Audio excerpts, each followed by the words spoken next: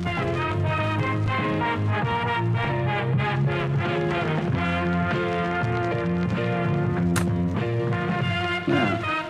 guess it's different. Good morning, everyone. Welcome back to another episode of the failed Blockbusters Retrospective, Season 3.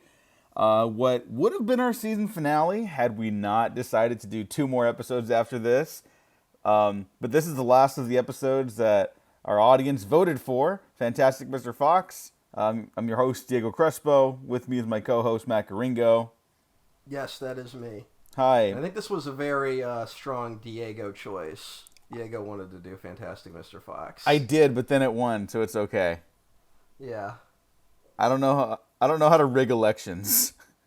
Yeah, what did it go up against? I don't even remember. Let's check. I bookmarked it for moments like this. But I also bookmarked stuff afterwards. So hang on one second. Yeah, that's not how bookmarks work. Yeah, I know, but I was like, I don't bookmark that much. And then unless you have the pay. This is even remember. Like I know if you paid for Twitter before Musk took over, there's like a way to organize your bookmarks. At least that's what I heard. Ew. But also, Fantastic Mr. Fox went up against The Adventures of Rocky and Bullwinkle from the year 2000. Oh boy. Yeah, Diego rigged that shit. No. I tally them up according to Letterboxd rankings. Yeah. So. We there was a bit of a miscommunication between us. Perhaps. Where I said you should go based on the Letterboxd.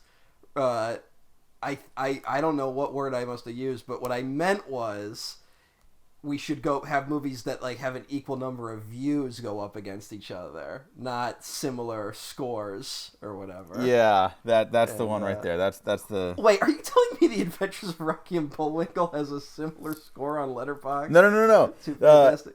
So how you do a bracket is you gotta when you seed it, you gotta do it like the highest to the lowest, right? To kind of narrow it down.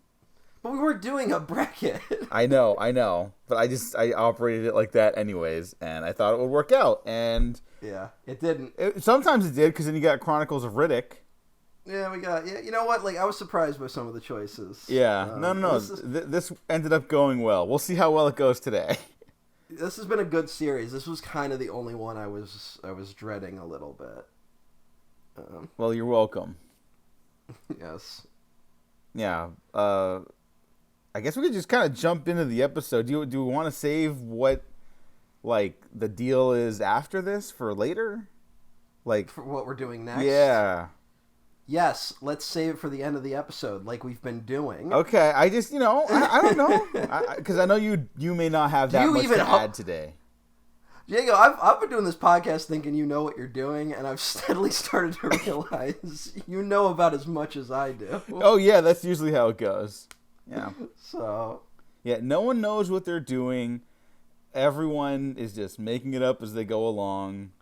No, but you know who knows what they're doing is that Muskie guy. No. He knows what's up. He's a genius. If you think Elon Musk is a genius, you should kill yourself. Whoa, Diego, that's a little much. I don't think it is. I don't think it's enough, but here's something. There's a very successful propaganda campaign going around that guy, right? Uh-huh. Because we live in a world where our leaders are refusing to do anything about global warming. And then he comes out and is like, we're all going to Mars, bitches. And if you're desperate and you're a Gen Zer and you want to know you have a future, you're going to line up behind any guy who's offering any solution. Yes, that is true. So I honestly believe the people that still like Musk are people that are either grifters or they don't know him well enough, right? Like, you got to be a little naive. Because there was certainly a point, like, I was never, like, Team Musk, but I was also like, it's kind of cool, I guess. He's making cars. Like, I wasn't thinking much about it. Like, yeah, I always kind of kept him at an arm's distance. And I remember people being like, oh, yeah, we're big Elon Musk fans. And I'm like, are we? Like, I don't know that much about him. Yeah. And look, I haven't always had the best judge of character, but I think I've had a good enough judge to be like, hold up, but I don't know about this guy. Something is not. I can't endorse something here, and I don't know what it is. Anyways, I was right. literally all I knew about him for the longest time was that he was like launching rockets and making cars, right? Yeah, and he had a flamethrower. I didn't know any of that though. Like that, if had I known that from the start, I never would have given him any time. Like that's a red flag, is having a flamethrower. It's did you ever see Foxcatcher? Do you remember that movie Foxcatcher? Yes. We've talked about it because the guy lived near me. Yes. And like, remember like how he's like so rich, he's just like he's like straight up buying tanks and stuff like that, like from the military, like that's what rich people are. Like they just get surplus stuff and they think it makes them cool in the way where like if there was just a guy out there who like he like just bought a flamethrower somehow and he was just like a regular dude, I'd be like, that's kind of interesting. I mean, it's good to have hobbies. But like if you're rich, like anything you do isn't cute anymore because like really all it means is that you just have a lot of money and connections. Yeah. Right? Like any sort of stunt like that isn't cute. So that should be a red flag. Anytime a billionaire is doing stuff like that where it's just like clearly to draw attention to themselves, that should be a red flag. Yeah. I do want a flamethrower. But the one from Alien. Oh, well, that's just because you're fucking a nerd. Yeah. So. Yeah. Yeah. And that probably costs like tens of thousands of dollars, if not $100,000. So. You know what? I know they're doing like an Alien TV series. Yeah. Fucking. And like, who cares? Yeah. Noah like, Hawley. No one's gonna watch it. But they should do an Alien 5 that is just like clone Ripley trying to put her life together now that everything's over. Like it should just be like a 2-hour Cassavetes film. That's not a bad idea. Yeah, you know. Yeah, because tonally those movies evolve very far away from what the first movie is, and that's not exactly what you're getting at. But you know, to get back to that '70s style filmmaking, you know, like that's the other area, not the horror area of the 70s. That's the drama area. And it's like that's exactly what I was intending to bring it full circle. That was entirely what I was attempting to do. And I just, you know what, is the thing I've been because Fincher has been in the news lately. What'd he do? Hey, what are you gonna do? Who knows what's going on with that guy? That was just a weird thing to happen. But I was thinking about Alien 3 where it's like I should hate that movie but like I really enjoy it, you know? Mm-hmm. Like it kind of, and I think that way about all Fincher films where they kind of represent the opposite of what I believe about art and life in general. But I still like I have to give it to him because he is a good filmmaker. And although even his process like rubs me the wrong way, but that's a whole other story. Mm-hmm. But like there's the big hang up I have with Alien 3 that stops me from like being like full fist pump about it is like that Ripley dies in the end of it, you know? Mm-hmm. That like, and I'm like, this woman went through too much to have it end that way. Like, mm-hmm. And like I'm like, yeah, it's a horror franchise, I get it, but also like she went through way too much, especially that movie specifically. Like it's like I remember very vividly. I just want to say like. Your response to that when we did that episode way back when is I think it's the response I really agree with. Like, it does suck that one of the few female action heroes dies. Like, it just does. Yeah. Even though I think that movie is terrific on basically almost every level, minus the obvious hangups. Like, and I think that ending works for that movie. It's just like in the grand scheme of things, like, oh yeah, that does put a bad taste in your mouth. That's a weird one where I don't know how you end it. Like, I don't know what the other ending is, you know? Like, yeah, I think that story does kind of need her to die, but it's also like, fuck, like other people should have picked up the slack and they just like never let them, you know? Yeah, there's a lot. There's honestly, I rewatched Alien 3 recently. There's a lot still wrong with that movie, as good as it is. Mm-hmm. That is only the studio's fault for picking a release date and being like, you have to hit this. Yeah. But it's funny that like the assembly cut puts a lot of stuff back in. It like fixes problems that were in the theatrical cut, but then it like creates all new problems that don't make sense. But hey, no pictures. No pictures. you get the sense? Here's something weird about it. So like, you can tell that was a movie like famously they started filming without a script, right? Yeah.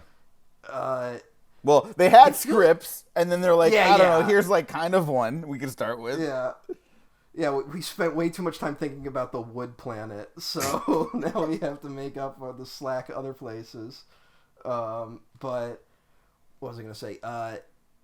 It feels like at one point the idea was going to be Ripley's in this prison, right? Like, and she has the alien in her, you know? Yeah. That's why the alien won't kill her. It feels like they're like, it's... I'm glad they didn't do this, but this feels like the obvious route they would have taken where, like, the alien is almost protecting Ripley from the evil prisoners, right? Like, it feels like that's what the idea was, and then at some point they either just didn't do it, or they were like, "This is a bad idea." Like, Yeah. And it's a weird movie, man. It is a very strange movie. They'll never make another sequel like that ever again. Yeah, and well, they kind of shouldn't. Yeah, like I mean, wait, what are you talking about? They made Alien Covenant. that is pretty similar to Alien 3 tonally. Yeah, that's a pretty miserable movie. And if you think if Alien 3 makes me miserable by the end, then you fucking know how I feel about Covenant. Like, so that's one of the most like, honestly, that's such a disgusting ending, that movie. I'm sorry. Anytime that movie even goes back into my brain, I'm just like, God damn, what the fuck? Now, this is a good time to pivot back to Fantastic Mr. Fox. Just because I want to talk about something else. Yes, but also it is very clear that you have little to add to this discussion today. Really? Yeah. You told me this. I'm not throwing you under the bus. You were texting me like, you better fucking have something. Fantastic Mr. Fox, released in 2009, directed by Wes Anderson. Matt, what is your history with Wes Anderson? I saw The Life Aquatic when I was way too young and just didn't understand it. Yeah, same. I think we brought up that movie specifically as like, what? And then we saw it again, and it was really good. You know what? Now I'm thinking about it, I'm not really sure what my Wes Anderson arc is. I know I saw the Darjeeling Limited at one point, like early on. Mm-hmm. And then I circled back to the Royal Tenenbaums at some point, and I saw Bottle Rocket once, Rushmore once. I had an English teacher who hated Rushmore. Oh. It was I took a public speaking class, and one of the things we had to do was like we had to speak about a movie we didn't like. Was one of the options, because I think they're like, yeah, you guys are teenagers. I'm sure you have complaints. And she brought up Rushmore as an example of a movie she hated. And yeah, Wes Anderson's been a guy who I'm just like, yeah, these movies are cute. And then I don't really get much more out of them. Mm-hmm. I did see, I really liked Moonrise Kingdom and The Grand Budapest Hotel, which I saw both of those in theaters. And Grand Budapest was a weird theater experience, though, where I felt like I was the only one laughing throughout most of that movie. So I was with a bunch of old people. It was one of those like award crowds things. Mm-hmm. But I have no strong opinion or take on Wes Anderson. And his last few films I've kind of just watched and been like, all right, sure. And I don't, like, there is no, other than it looking really cute, I'm kind of like, yeah, sure. Like, fine. Like, I have nothing, I guess I understand people who love his stuff more just because I can understand loving something kind of niche, right? Which he is. Mm-hmm. I don't really understand how he generates such anger in people because because maybe it's just because I don't get his movies, because I watch them and I'm just like, how do you hate this? There's not really much going on here. Like, and he seems to do the same things over and over again, including this movie. I think a big part of why people get upset is like, we talked about like the pop culturisms leaking into actual pop culture, like dialogue and characters, where everyone's like so fucking cute now, and like they try to like have every character be like witty and like riff and stuff like that, right? And everyone's trying to trace back, like, was it Edgar Wright? Was it Dan Harmon? Was it Joss Whedon? And it's like it's probably a mix of all three, but it's not their fault specifically. Other stuff might be their fault specifically, but like, it's just like it's just the next generation of writers kind of picked up their But like do you lump methodologies. Wes or whatever. Anderson in with those people? No, Like, but I think a lot of other people do because his characters are very like witty and dry. it's dry. It's very dry, but And I think just people see like, oh, quirky, and it's like they kind of stop there. They never engage with the material, yeah. Which is like fine. You don't have to like this stuff, but I do think it's a false reading of his stuff. I just don't get it. Like, yeah. Well, I mean, the entire like independent film scene of the last decade, not really so much anymore, maybe, and I just missed it. But like everyone kind of tried to do the Wes Anderson thing without doing his thing. Did they? I mean, like, yeah. Are you talking more about like the bottle rocket type stuff? Yeah. Like, yeah, there was definitely more. I mean, I guess could you trace like mumblecore back to that? Like, it feels like mumblecore might be like a weird like evolutionary extension of the early Wes Anderson. Yeah, stuff. it's sort of like a subgenre of the attempts at becoming Wes Anderson.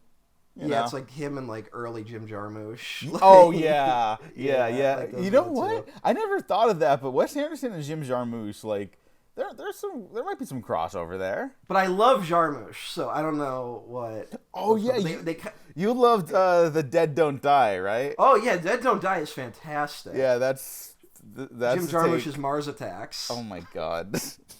It's 100% that. We got to do Mars Attacks so I can make that point one of these days. All right. I mean, you could put The Dead Don't Die also. We could. I mean, yeah, but I'd like to do Mars Attacks more. All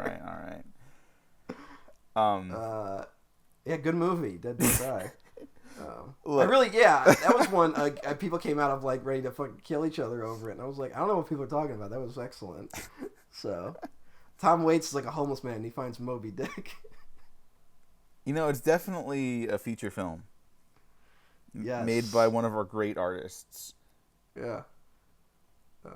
That's the funny thing with him where he started doing like kind of more genre-y stuff, and one of his things was I know when Only Lovers Left Alive came out, he was like, you could literally get like they will greenlight anything vampire related right now. Like he was just like, if you just say you're doing a vampire movie, and I know he did the same with Dead Don't Die and Zombies. Like it was the peak of still greenlighting zombie things. We should do a Jarmusch at some point because like he is a fucking amazing filmmaker. But he's a hard one to really know what to do though because he's kind of always like his budgets are so low he doesn't really do flops that often.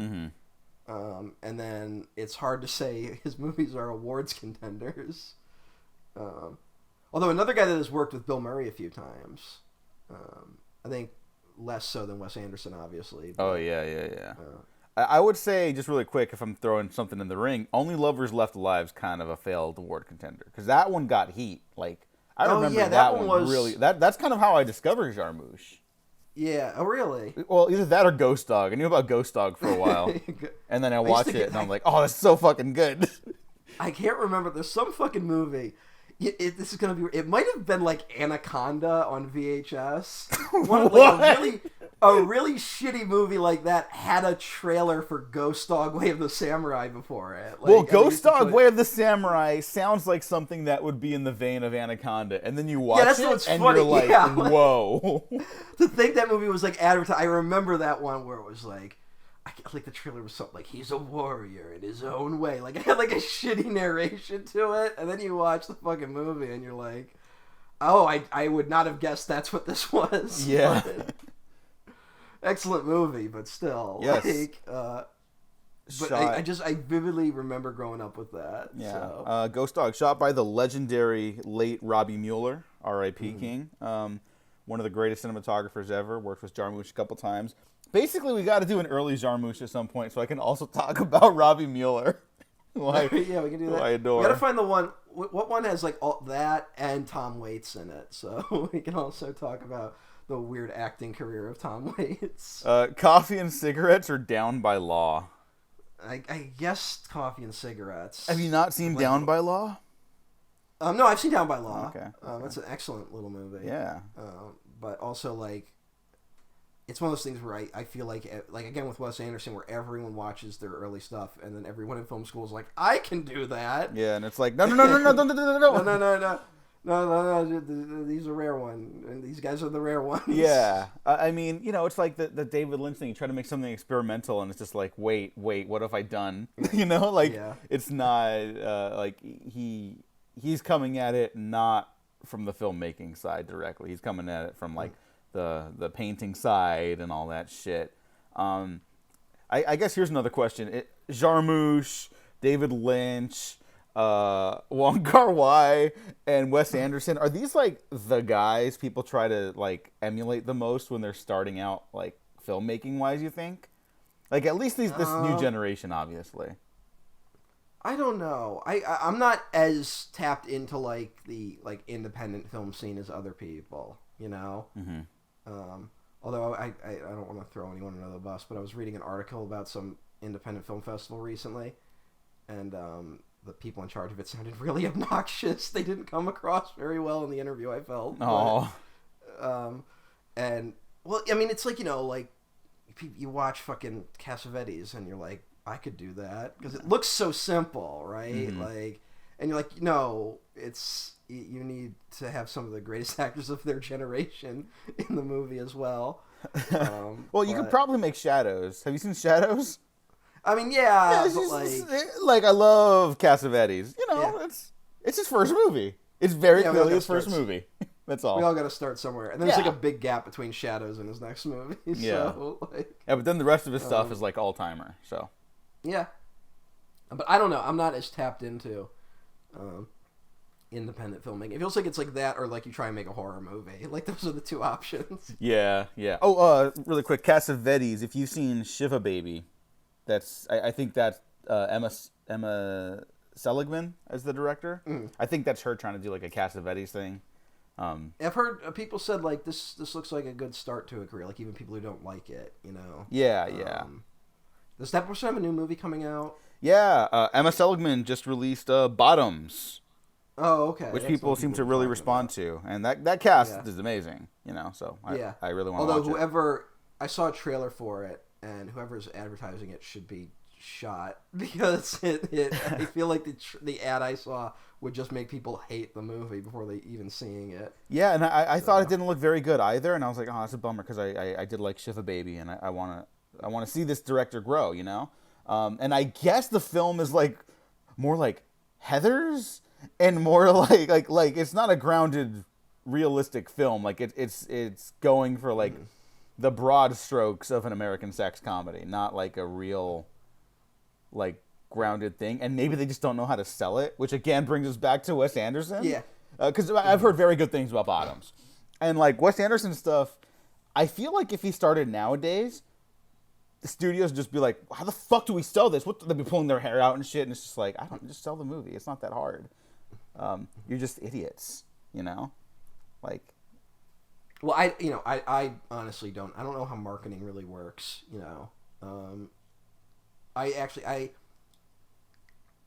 There's few sectors of the film industry that I just absolutely detest, and anytime I read about marketing, it's like the one sector I have like zero respect for in any way, and it's mainly because, all right, so like I read, I've talked about this book, I believe on this series too, The Men Who Would Be King, about the founding of DreamWorks. Yes. And kind of the disastrous early years of DreamWorks.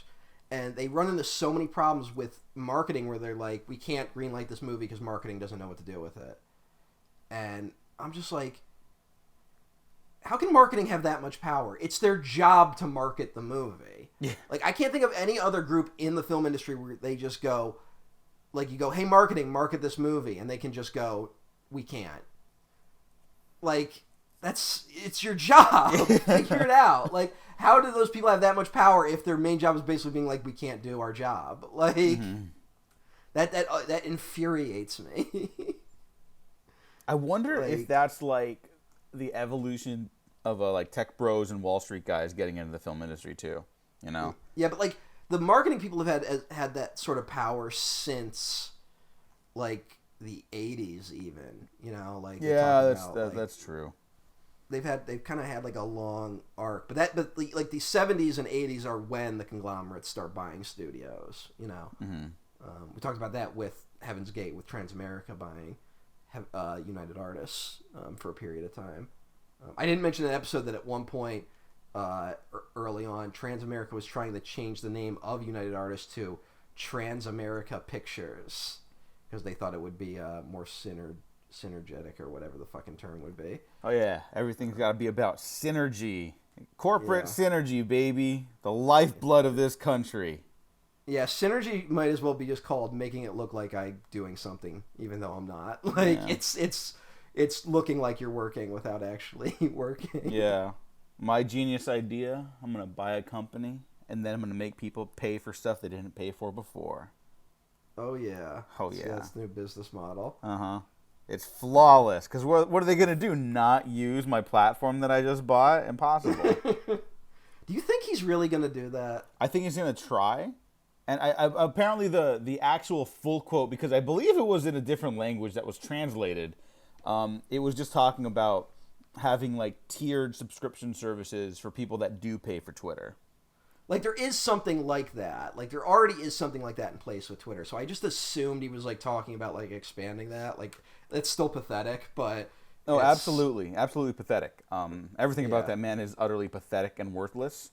And I'm sure he would even like try to get everyone to pay for Twitter, and then that would 100% be the thing that Twitter got Twitter killed. Yeah, I mean it's that or getting rid of blocks. Like those two things would straight up just kill Twitter. Yeah, If he went through with it. I mean, and not even just it's one thing for like the users to balk at it, but like I have to imagine advertisers wouldn't be happy with that either. You know. Yeah, I mean that's probably why they're floating around so much of like the paid subscription service to Twitter. It's because the advertisers had like they just left basically because it's like they can't like make money here. There's too much bullshit in the mix now. Yeah. Musk. I mean, he's a petulant child, so like he doesn't like having to answer to anyone, and he has to answer to advertisers because they're literally the only ones paying for things right now. Yeah. So, and he's desperately trying to find another revenue stream, and it's just even if he finds it, it's never going to be enough to support Twitter the way he wants it to. Yeah. So, what a wild journey this has been. Oh, it's been hysterical and depressing. Yeah, I am surprised that Twitter's like hung in as long as it has. Yeah, I just feel like I don't know. Could it really? You know, it feels like it can't go away for a little while longer. Like it might be like a dead site for a bit, but it's got to limp on for a while. I'm not sure how long Musk will hold on to it. But like it's like GeoCities went away at some point, you know, but like that was like after a decade of very like decreasing inactivity. So, yeah. Whereas I don't know, I feel like he's just gonna like at some point when whatever his contract is for how long he has to hold on to Twitter for, when he sells it, he's just gonna sell it to like even worse people. So, or he'll sell it to Truth Social. Oh yeah, those guys definitely have money. Oh yeah, you know what? That is the other thing is that like no one actually has the money anymore. So did you hear like the fucking? We'll go back to Wes Anderson. I don't know how, but we're gonna try to pivot. But did you hear like he had that meeting with like Russian oligarchs or whatever? And oh yeah, and they were like, "Oh, you don't have money for that little boy or whatever." Yeah, like, they mocked him, but now he's also under investigation for those meetings because of how he's been affecting like Ukraine and shit, like with his Starlink. Oh God. Did I tell you I saw the Starlink the other night? Did you see that whole saga unfold on my Twitter feed? I did not.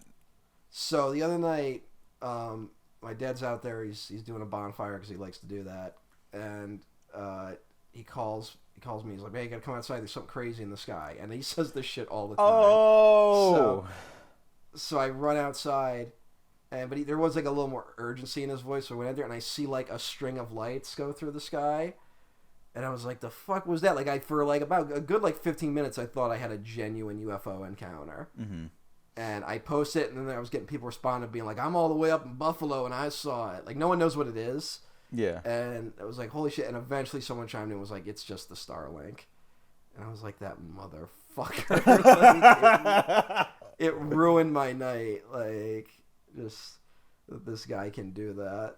So. Oh, I'm sorry. What a piece of shit. And you know what? He literally sold the sky to these people. I don't know if we talked about it in the Nope episode, but like those weird lights in the sky, or like those lights that are kind of, they look like a cloud almost or whatever, right? Like they're like smoke trails, not chemtrails, you fucking weirdos.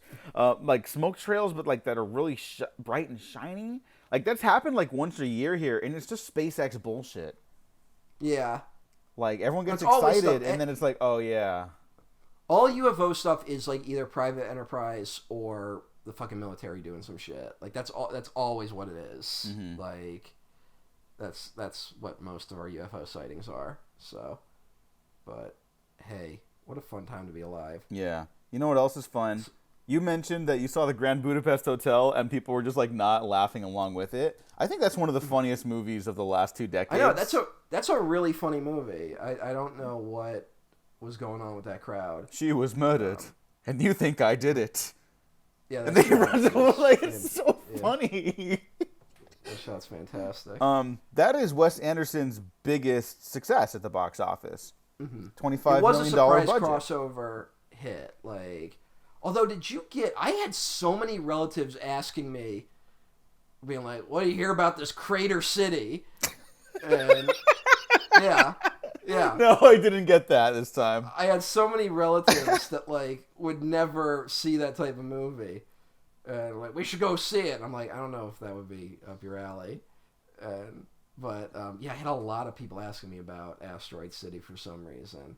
So, which I just saw the night before recording. It recently crossed the $50 million mark, so it's basically doing okay. It broke even. Yeah. It literally just broke even with that. Yeah. So good for them. Yeah.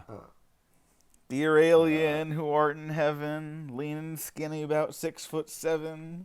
That little kid cracked me the fuck up. That movie left me silent for the whole time. Aww, okay. I had no idea what I was supposed to be getting out of any of that. Oh, okay. That one genuinely baffled me. And like there's the big moment with the acting class and the alien walking towards the camera. Oh, yeah. And like it's supposed to be like this big moment, and I'm like, where did this come from? That one really like there were a lot of jokes in it that made me laugh, obviously, but like as in terms of like what else I was supposed to get out of it, I was like, all right.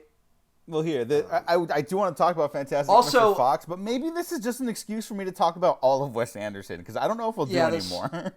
Yeah, because what the fuck else? But also, I've kind of realized I kind of hate like these movies that are like, actually, it's about quarantine. Oh like, yeah, this one is kind of that. Yeah, and I'm like, hey, the being stuck at home thing is a reality for a lot of people. So like, just because you had to sit home for 6 months, probably you fuck, doesn't mean this was this profound experience for you. Mm-hmm. Those movies are rubbing me the wrong way a little bit. Yeah. To be fair, the film officially entered production in September of 2020. He was working on it before that. I don't think it was directly a response to that. Like the quarantine thing, that's only kind of like one half of the movie. You know, it's not the entire purpose of it. It is kind of. I will say there's definitely bleed over at a certain point. So it entered into production during the pandemic. Yeah.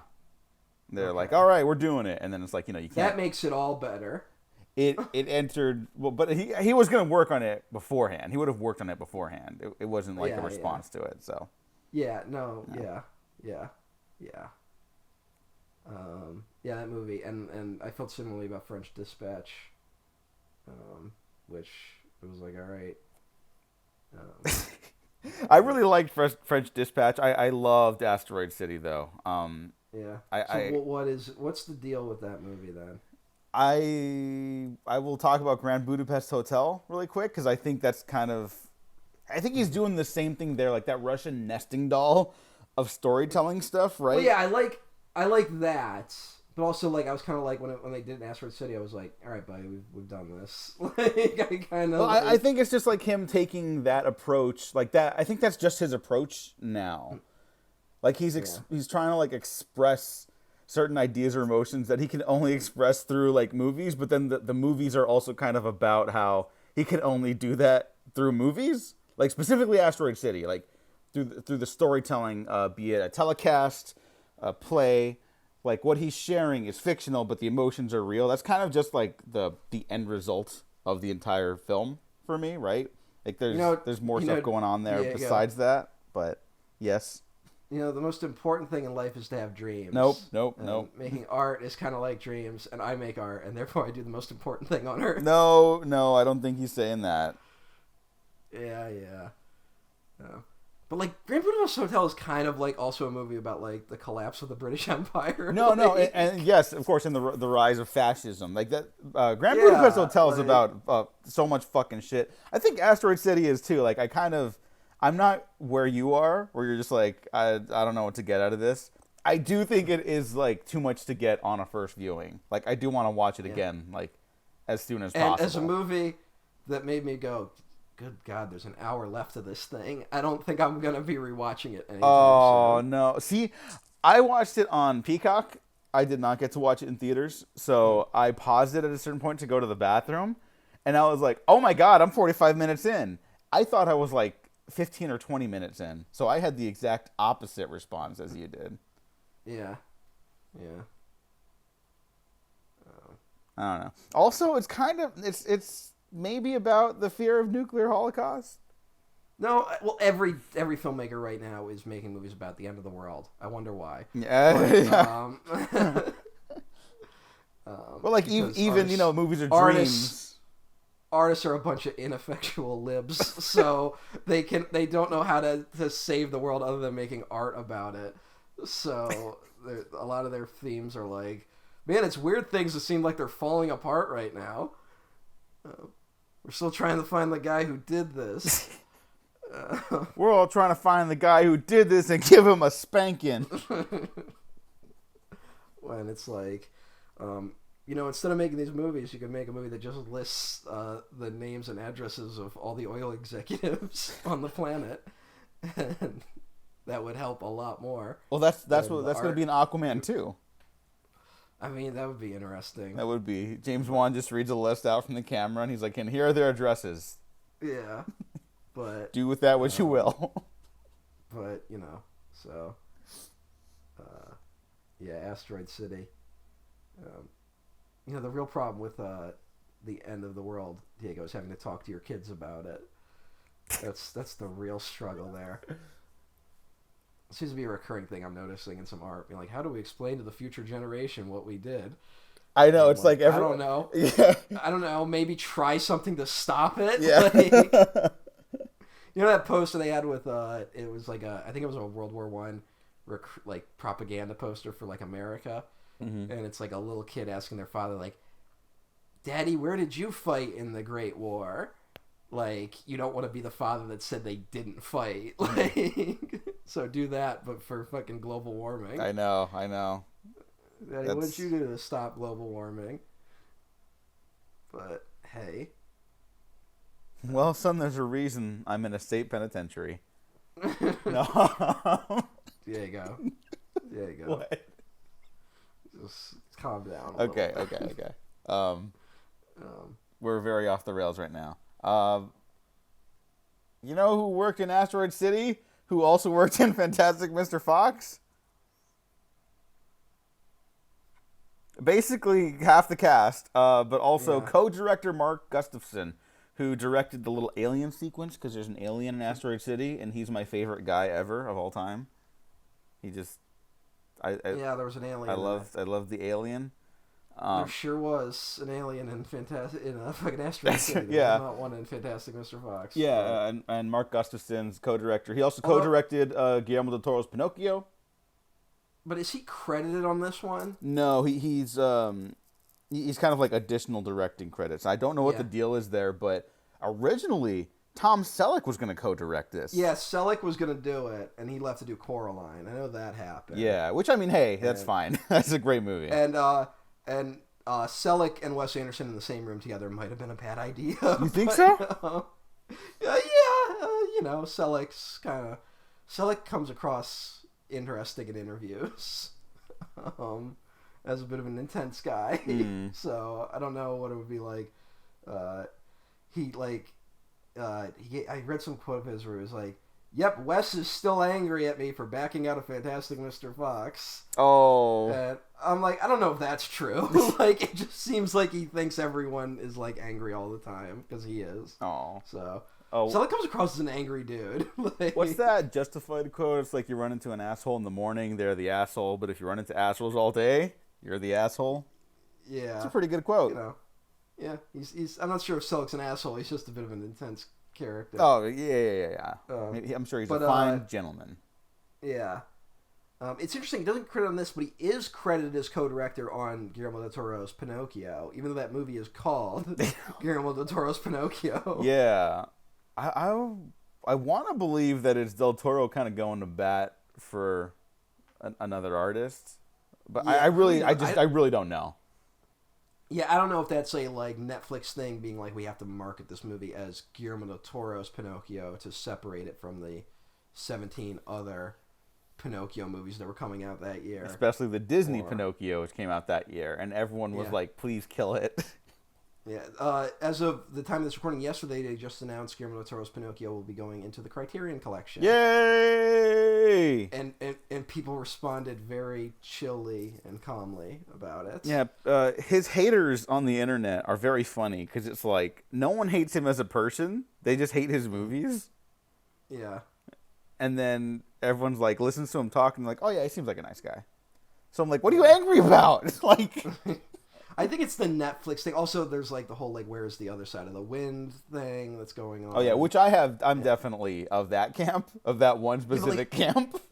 Yeah, but like that could be a million things happening behind the scenes that we don't know about. Yeah, like, the rights, the Wells stuff is always so complicated. Yeah, I understand. Yeah.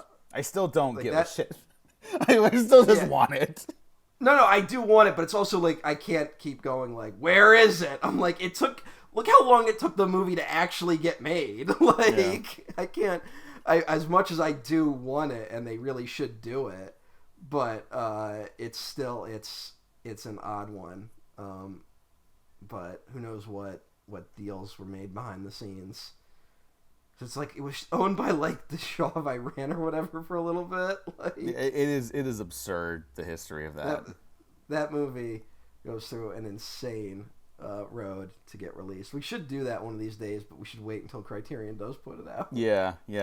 There's so fucking much to say about that movie. Yeah. Just like there's so much to say about Fantastic Mr. Fox. Yeah. All right. Well, here, sell me on Wes Anderson. What am I missing? Well, I don't think you're missing anything. I think don't use any of your fucking cute language. Like dudes rock or like this goes sicko mode like you sometimes do when I ask you to describe what a movie is and you're just like it's crazy buddy like and I'm like that doesn't say anything. Like it would be fucking hysterical if I did describe Wes Anderson movies as that though, because that's not what they are. I mean, I guess there's probably a version of him going sicko mode like of just yeah. I mean, well, do you remember Grand like Budapest when Hotel is kind of that? Like it's all his tricks in one movie. Maybe. I thought Asteroid City went more sicko mode. I guess if I have to say that. Yeah, but that one also has like jetpacks in it and shit. Yeah. So like, there's a lot going on in that movie. No, like I saw the trailer and I don't know why it didn't click for me. I was like, oh, there's like, it's like a science fiction movie. There's like a death ray in that movie. Like what the fuck? And I just completely missed that, I guess, in the lead up to the movie's release. But let me think. How do I? Because I don't think you like misunderstand or anything like that. I just think you just kind of bound. Like it's just not for you, maybe. But some people like are like they're fucking ready to like their heads are gonna explode anytime they even like look at a Wes Anderson movie like with excitement. Like, and I'm like. I kind of prefer Paddington. And like I know that's like a really lame take, but it's like I got more out of both Paddington movies. I don't think they're doing quite the same thing. I guess. Yeah, I'm just trying to pick something close, right? Like Wes Anderson is the only one really doing Wes Anderson stuff. So I think it's weird. I should like him more because he clearly has infatuations with things that I do too, including like models and shit like that. Mm-hmm. Like it feels like I should be more into it than I am, but I never am. So Yeah. I don't know. I really don't know what it is. Like, he's got his whole thing. Like, even his non like animated stuff feels like animated because of like very specific blocking and like the dioramas and stuff like that constantly pop up for the exteriors. One thing I really like about this is there's a very clear attempt to like make it look animated. Like, they deliberately leave flaws in the animation. Mm-hmm. So you can basically see the hands doing the work, which I always appreciate, because I actually think that's a big complaint Selleck has, where and I agree with him, where that like now they like smooth out stop motion too much in post production, and he's like, no, you should leave that in. Like, it should look like stop motion. Like, you should be able to see the flaws when you're watching the movie a little bit.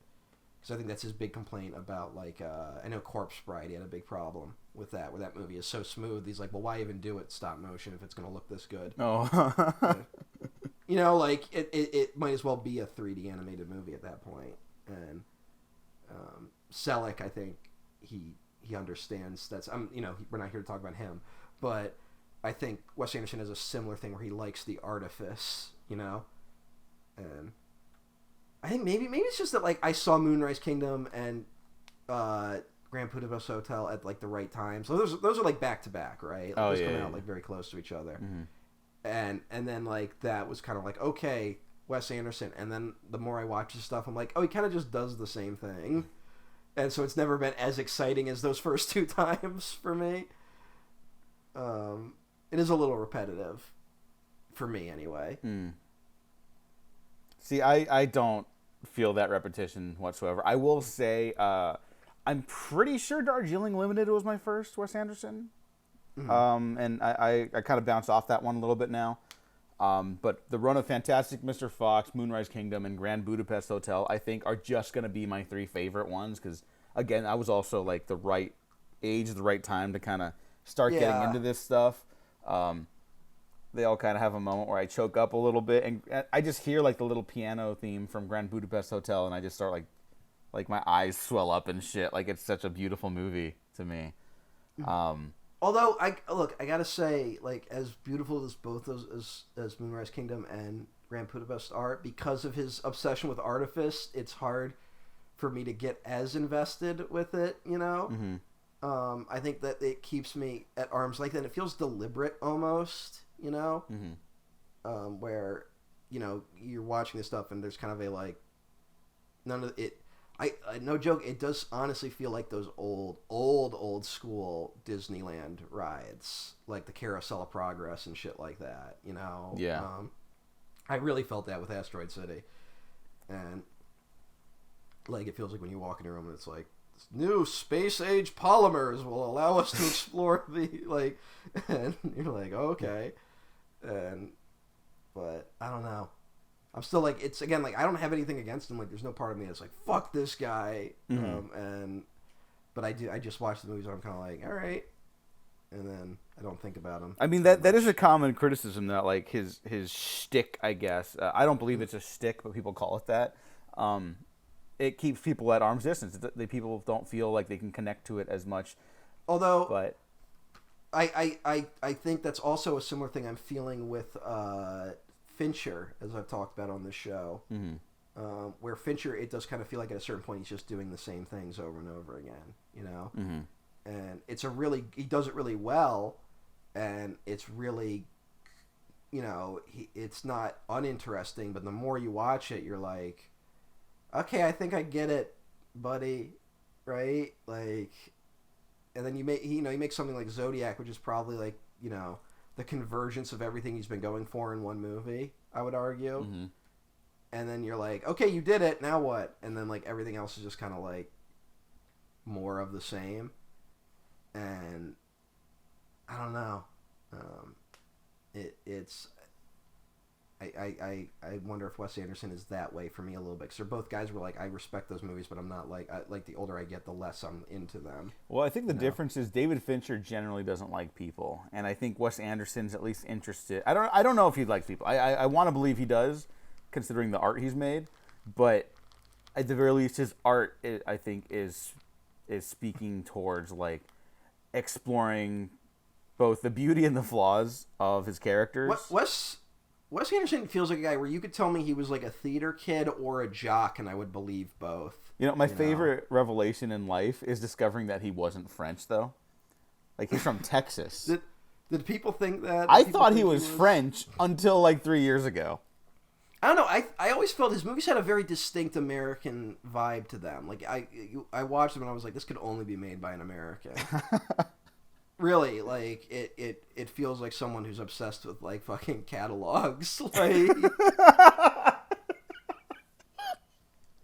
it just had that vibe of someone who like grew up in a very specific era, and so I don't know. He's a lot going on with him.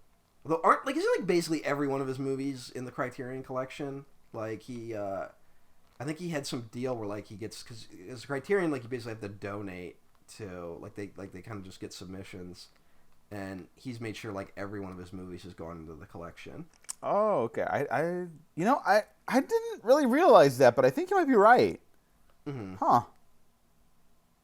Which might also annoy people, but I know, whatever. I mean, if you're gonna pick like a modern filmmaker, Wes Anderson, like he makes sense. You don't have to like his movies, but he totally makes sense for that. But I bet you he was probably in the collection around that era where they're doing like him and Michael Bay and Kevin Smith. Oh yeah. Fucking Kevin Smith, the other formerly independent artist. I mean, still independent artist. He's not gonna get a studio budget ever again, but like.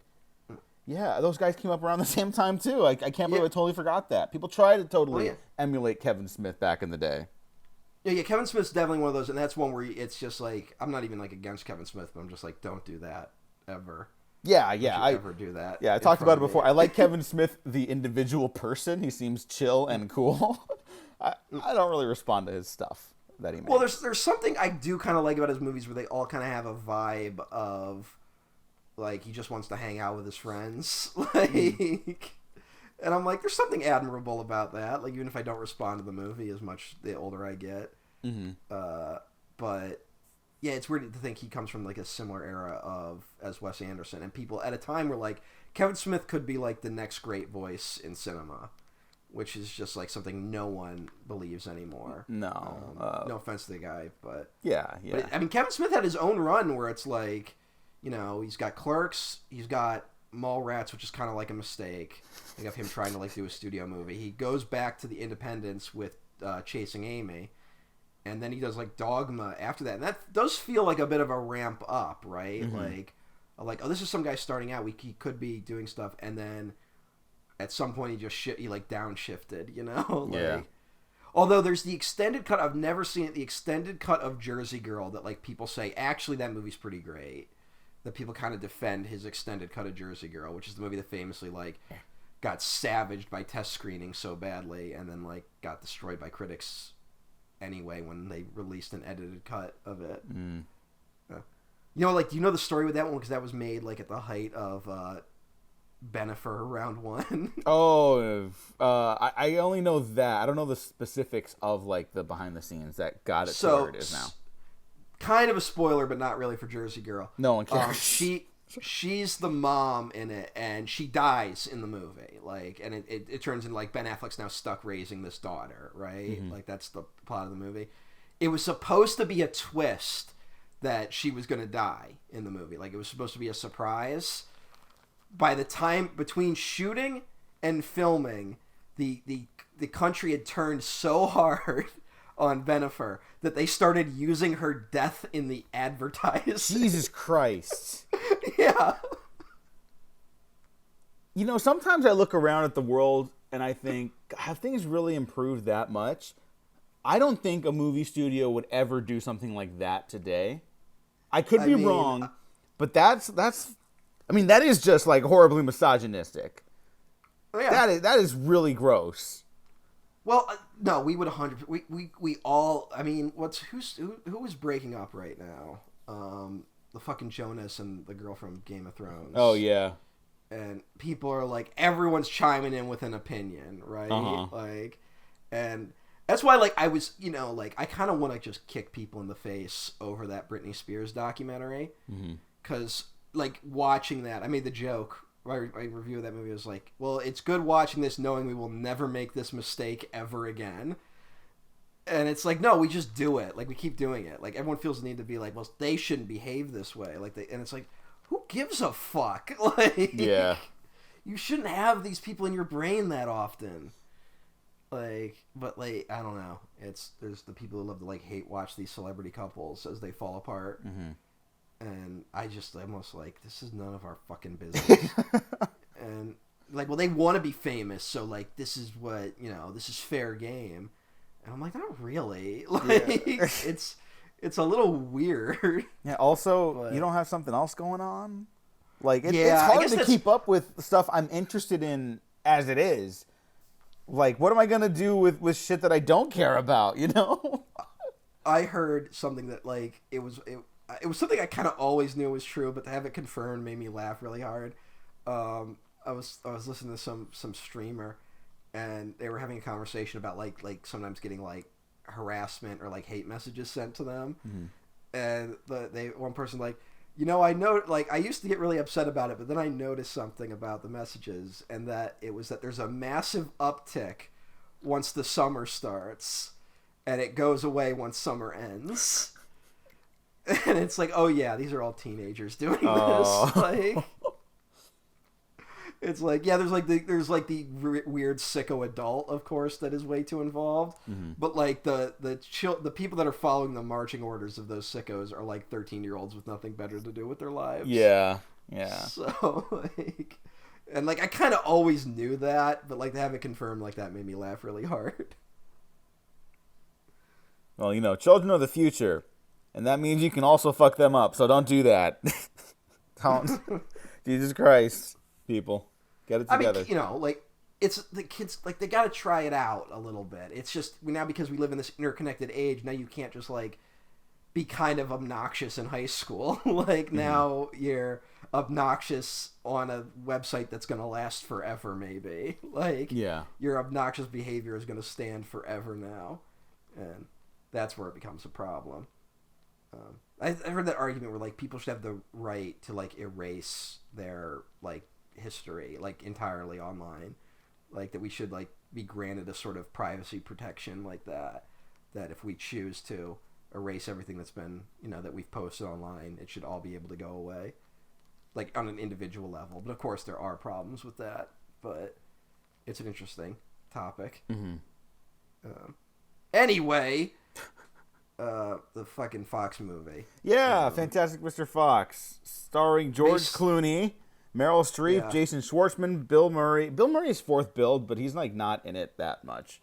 I think that's just another Wes Anderson thing, though, where it's like Bill Murray, and then he's like barely in the thing. Yeah, it's like, oh, we all love Bill Murray. Well, that's the other thing, I guess, with Wes Anderson. Is he in Asteroid City? He's not, right? Like, no, he was going to be, and then he wasn't. I'm surprised they didn't find some way to sneak him in with a voice cameo. Like, maybe did he? No, he's not. He's not in it at all. I feel like we would have heard about it by now. Yeah. What we did here, and I should say it because we've spoken the truth about other filmmakers, is that he did say he would keep working with Bill Murray. It said he was given something that like he's in a promotional short for the film, so Bill Murray like did an advertisement for it, which is interesting to think about. Well, that's another thing, is that Bill Murray, famously not chill dude. Yeah. Who like basically when you really read about Bill Murray, it like took other aggro filmmakers to really get him in line, right? And two of his closest collaborators are like Wes Anderson and Jim Jarmusch. Yeah. And it makes you go like, well, what's going on there? Yeah. Right?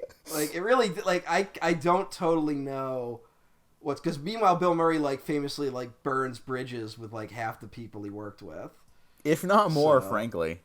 Yeah. But I mean, like, it's that thing of like him and Harold Ramis fought so much during the production of fucking Groundhog Day that they didn't speak again until fucking Harold Ramis was dying. Like that's crazy to think about. Yeah. You know? Because they like used to, for a while they were like super close. And I've heard Ivan Reitman, who did the original Ghostbusters, was a similar aggro guy who could kind of get Bill Murray in line. Yeah. But like, what's going on there? You know, Mm-hmm. It raises questions that I don't have answers to. It really does.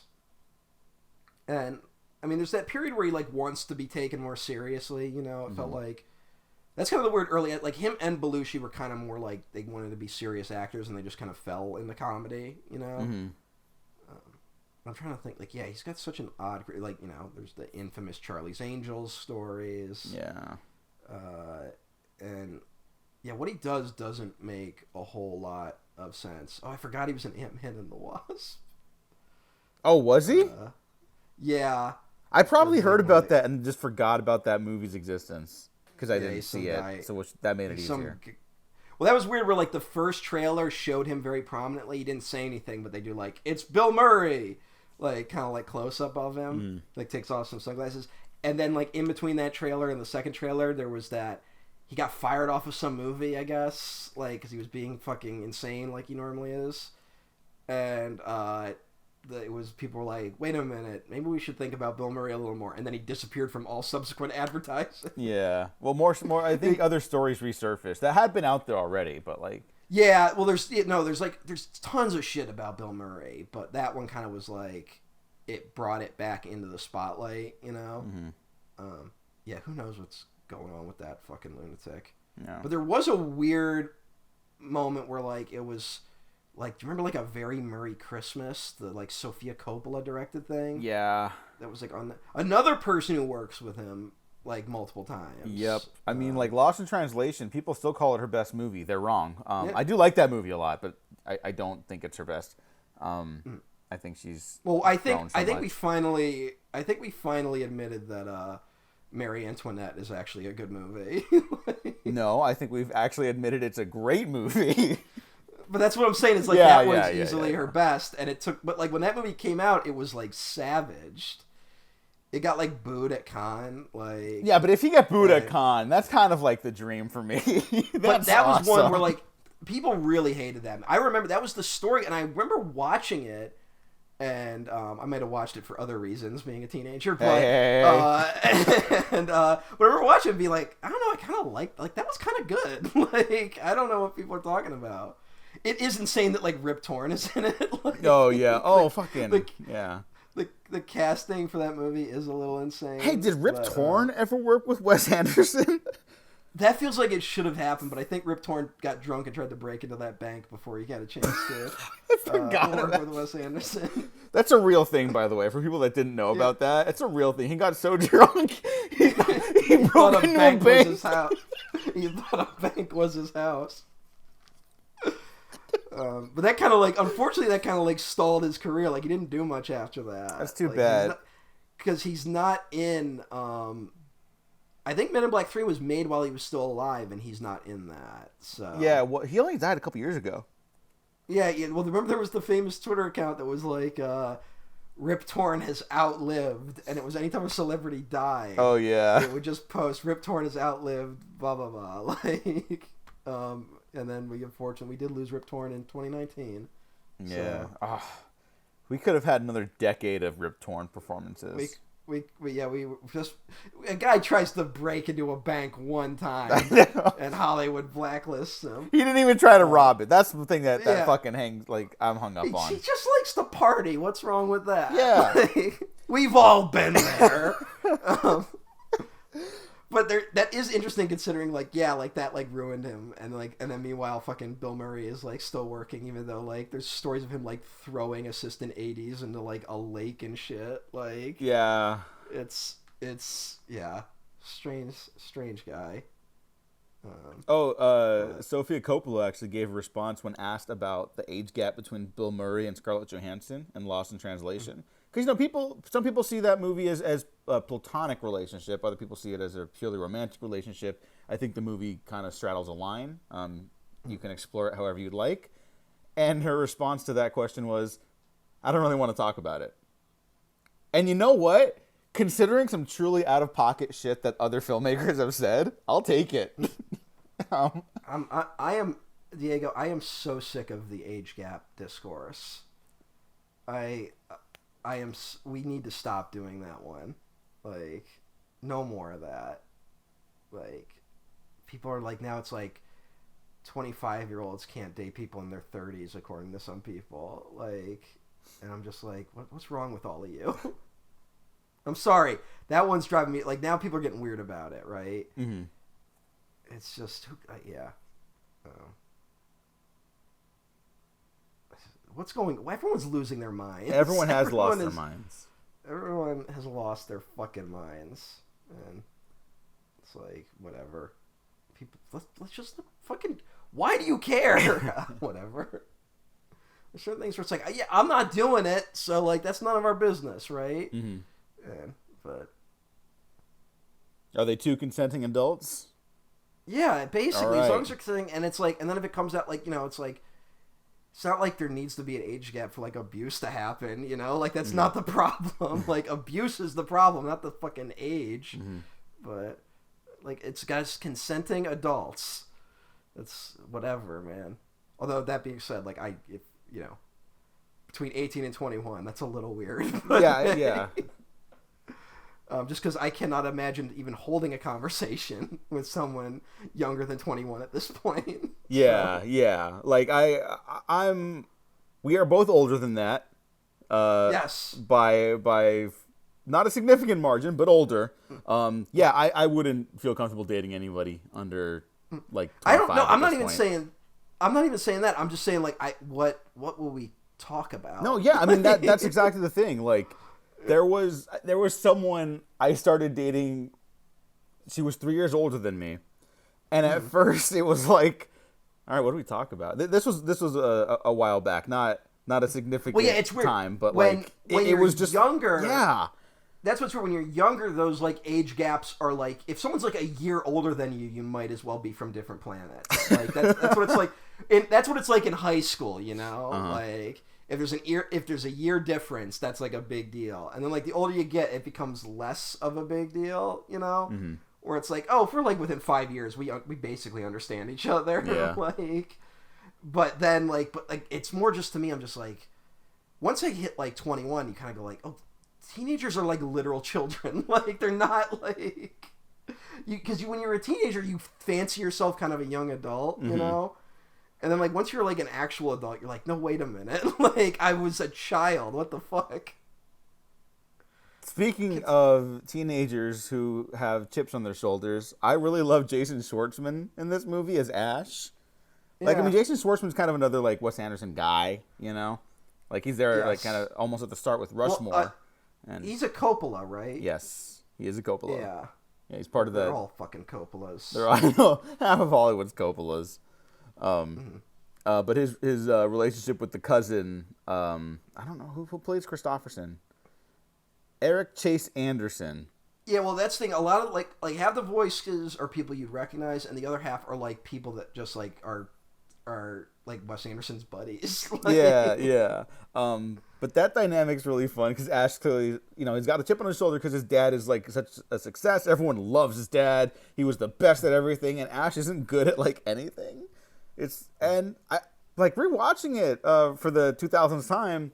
It's like the film totally like does a great job of like kind of exploring those insecurities and like this poor little guy who just like he just fucking cannot like get a win until the very end. I feel so bad. Just this little fox, and I don't know. No one does dry like Jason Schwartzman.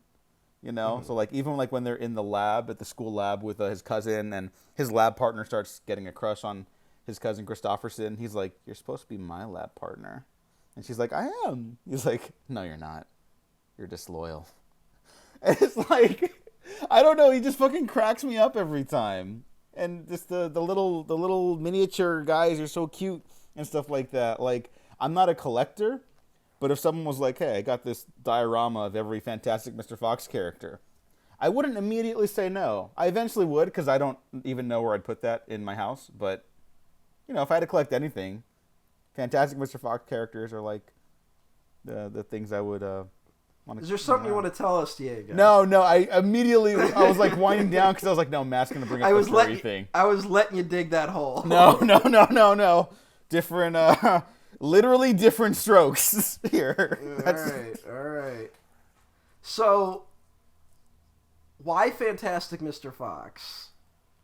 Like, why did I choose this movie to vote for? No, why did Wes Anderson decide to do this with this material? He loves Roald Dahl. Yes, obviously, we all do, even though he's a famous anti-Semite. Yes. But where did he go, like, this is what I could do with that story? Well, he always does these, like, weird, fucked up family dynamics, and I think he just saw, like, another avenue to explore that with here, you know? I guess. Just with the Fantastic Mr. Fox character. And have you read that original little book? Yes, but not since, like, childhood, obviously. That one's, like, it's a pretty simple one, even for Roald Dahl. Yeah. Right? Like, Yeah, like, a lot of this is Wes Anderson editions. Yeah, it's a lot of stuff like, you know, the fucking farmers try to stop Mr. Fox and then he gets away. Like, it's a lot of that. I believe the ending is very similar, not with the grocery store, but I believe in the story he ends up, like, founding an underground community for him and all his friends that they never have to leave. And, like, the farmers are, like, waiting even though he'll never emerge. Mm-hmm. I know for a fact the fucking chant. What is it? Bogus Bunsen Bean. One fat, one short, one lean.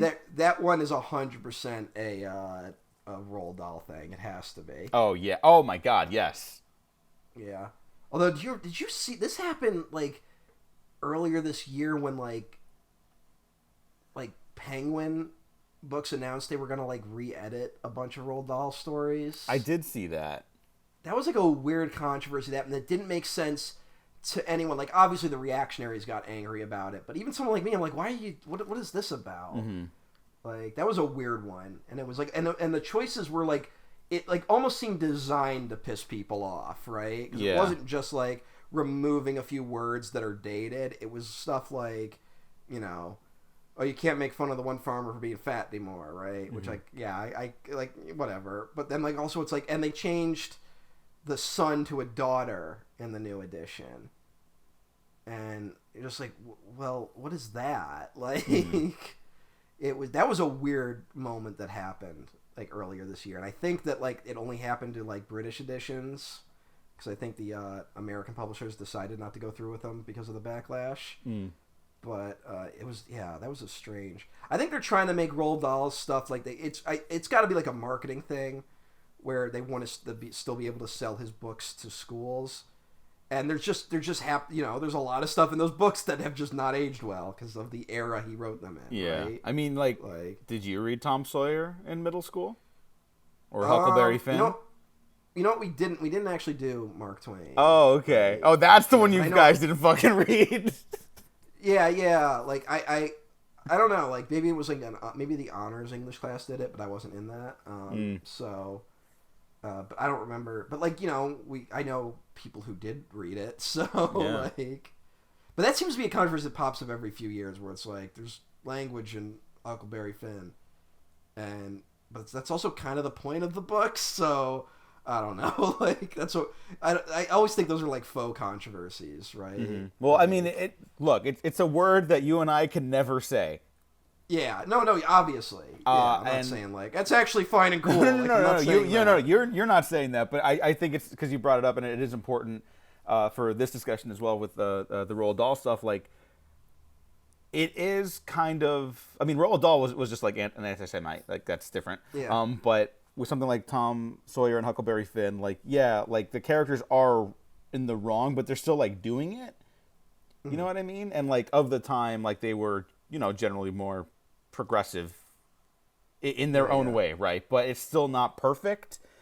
And I don't have an answer for this because I'm not a teacher and I don't have to think about this stuff.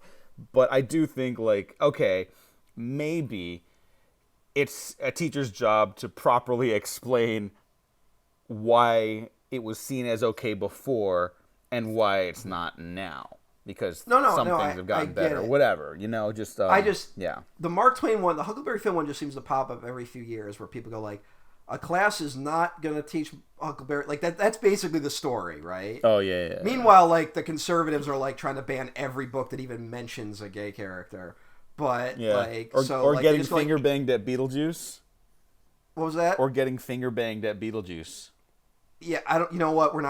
We really don't have time to unpack that one either. But there's that. There's like the whole like, and they're not like, conservatives are straight up banning those books, right? Like they're burning books straight up, right? Mm-hmm. Whereas usually the story is a school somewhere is not going to include Huckleberry Finn as part of their curriculum this year, right? Yeah. Which is very different than getting rid of the book, And it starts some controversy, and the discourse almost immediately goes the same way. And within like 5 minutes of that announcement, some fucking conservative pundit somewhere pops up and goes like, "Oh, but it's okay to say it in rap songs." Oh yeah, it's so stupid. That happens every time. Yeah. What's that Delroy Lindo bit? It's fictional. He did it on some show. I think it's called the Good Fight, I think. And like he's on like I believe like some sort of like talk show. He's like, like they could say the word whatever. He's like, I don't see the big deal. And then his character goes, then say it. Yeah. Say the word. I'll say it with you. It's just like well, there's also that Mulaney bit where he's like, if you're arguing about which word is worse and you can't even say one of them, that's the worst word. Yeah. But yeah, funny stuff. But it's interesting because I do remember this being there's also I feel like the Roald Dahl thing also got tied. Didn't like Netflix sign some big deal with the Roald Dahl estate that they were gonna like produce a ton, and I think that fell apart right when like Netflix started like hemorrhaging money. Like that makes sense. I think they canceled basically all those projects, but the only one I think they did was the filmed version of the Matilda musical, which I've heard is actually pretty good, but I never watched it. So, remember Matilda? I do remember. The Danny DeVito directed Matilda movie? I do remember it. I remember liking that movie. Yeah. It's been a minute. But also, there's so much stuff in, like, the Roald Dahl shit. Like, I was thinking about this with Willy Wonka, which is a movie. I love Willy Wonka and the Chocolate Factory. I love that movie, even though Roald Dahl famously hated it. Mm-hmm. But, like, it's also one of those where, like, oh, yeah, you really can't do this anymore because, like, one of the things is just, like, yeah, this kid's so fucking fat, he's a piece of shit. Like, and that's, like, all it is. Like, can you imagine? Like, it's, like, that's kind of fucking insane. And it's like, in regular rotation as, like, classic children's film. Yeah, you know what? That's probably why they're doing a Wonka prequel, like a Willy Wonka prequel movie. Yeah, no, they can't. Well, they already did the remake, but that remake also made Augustus Gloop like even worse. Yeah. Somehow, so like he's like straight up eating grass at one point in that movie. So, there's a movie. Yeah. Yeah. Tim Burton, and those Johnny Depp collabs that always went so well. Womp womp. Hey. Do you think Tim Burton and Wes Anderson are of similar ilk? No, because Wes Anderson's at least like maintained a similar level of quality. I'm not talking specifically about quality. Just they each have their own like really specific aesthetic choices. Yeah, and but tones. I also it feels like Tim Burton is much more close to the animation thing than Anderson, right? Like Anderson really, I feel the opposite. No, Anderson is not, because that's why some people don't vibe with Burton, because he doesn't tend to have the strongest narratives in his movies. Mm-hmm. Because he's an animator. If you watch his movies, like his sequences are really fantastic, right? Like because he has like that animator mindset, whereas I think Wes Anderson I'm not saying like his narratives are stronger, but he's much more interested in the dynamics between human beings, right? Mm-hmm. Or I think that's animals here. Well, yeah, but like, between like like, I mean, you brought up the family thing. Like that's a major recurring thing in his stuff. And I think he's much more interested in that interpersonal stuff, and I think he kind of fell backwards into the animation thing, whereas Tim Burton clearly started there and worked his way more towards narrative features. They crossed over at some point, but I think their approach came from different angles. They're a dyad in the animation force. Sure. Sorry. I don't know. I want to talk about the family stuff a little bit too. Wait, you're not even going to challenge me on that? No, I mean, like, I just disagree. You were all I like, don't think it was like you were all like, what? Are you insane? No, you're not insane. I mean, what are you talking about? Okay, They're Burton, clearly exactly the same. Burton and then I made my physically... mute point, and then you're like, okay, moving on. Well, all right. You offered nothing. Okay, fine. Well, here, Burton clearly started there, but I think his problems and his like successes, because I do think even his worst movies have like moments, except for like Planet of the Apes, right? Which is just like, apart from the makeup, is Jesus Christ. I think you forget Planet of the Apes also has Paul Giamatti as an ape. Oh yes, you're correct. Can't we all just get along? I cannot believe that line is in a Planet of the Apes film. Oh my god. That is like peak, like just like the like. Is that movie from before 9/11? I was about to look it up right now. Like that had to have at least entered production before 9/11. Like it was released in 2001. Yeah, in July. We just missed it. Just missed, because that's like the last moment you could get away with that. Like that was one of those like, yeah, he's gonna quote fucking Rodney King in the Planet of the Apes film. Like, good lord. Yeah. Like, it's just that is the last moment you could have gotten away with that. Like, oh my god. But anyways, okay, so Burton literally did start as you're correct. I just think Anderson's like decisions and choices as a filmmaker are much more like, I think there's a reason Fantastic Mr. Fox tends to be people's favorite Wes Anderson movie. I think he's much more acclimated to like the animated space. I think there's a reason for that too, and I think that's no. To do with. I got some news about you, buddies. No. If this is your favorite Wes Anderson movie, anyway, what was I saying? No, but like he's so but this feels like he's pushing animation into his style as opposed to it. His live action movies don't feel like he's trying to do animation in live action. You know, his blocking, his style feels very. It's very pointed, it's very stylistic, but it feels very built for live action. He's very interested in blocking, you know? Mm-hmm. And if animators aren't always into blocking the same way live action filmmakers are into blocking, you know? Yeah. There's a lot more fluidity to the movement and stuff like that, whereas I don't see that. I mean, this is like a lot of lockdown cameras and shit, which it's just you're not used to that with animation as much, even stop motion animation, right? Mm-hmm. And it's like, you know, straight ahead looking cameras. Like even most other stop motion films will try to find, because they know they can't move the camera that much because it's stop motion, but they will try to find different angles to like make it a little more dynamic. Which he's like, no, we're gonna strip all that away because that's how I shoot my movies. Mm-hmm. So like, I don't think he has an animation. I don't think he has an animation mindset that drives him outside of his animated movies. Now, when he does animation, he does it really well. I'm not disagreeing with that. I'm just saying that I don't think when you watch Tim Burton, you can tell he has an animator mindset, in my opinion. Mm-hmm. Now, do you see that animated mindset in something like Miss Peregrine's Home for Peculiar Children? I mean, yeah. Oh, really? Do. Okay. I was having a lark.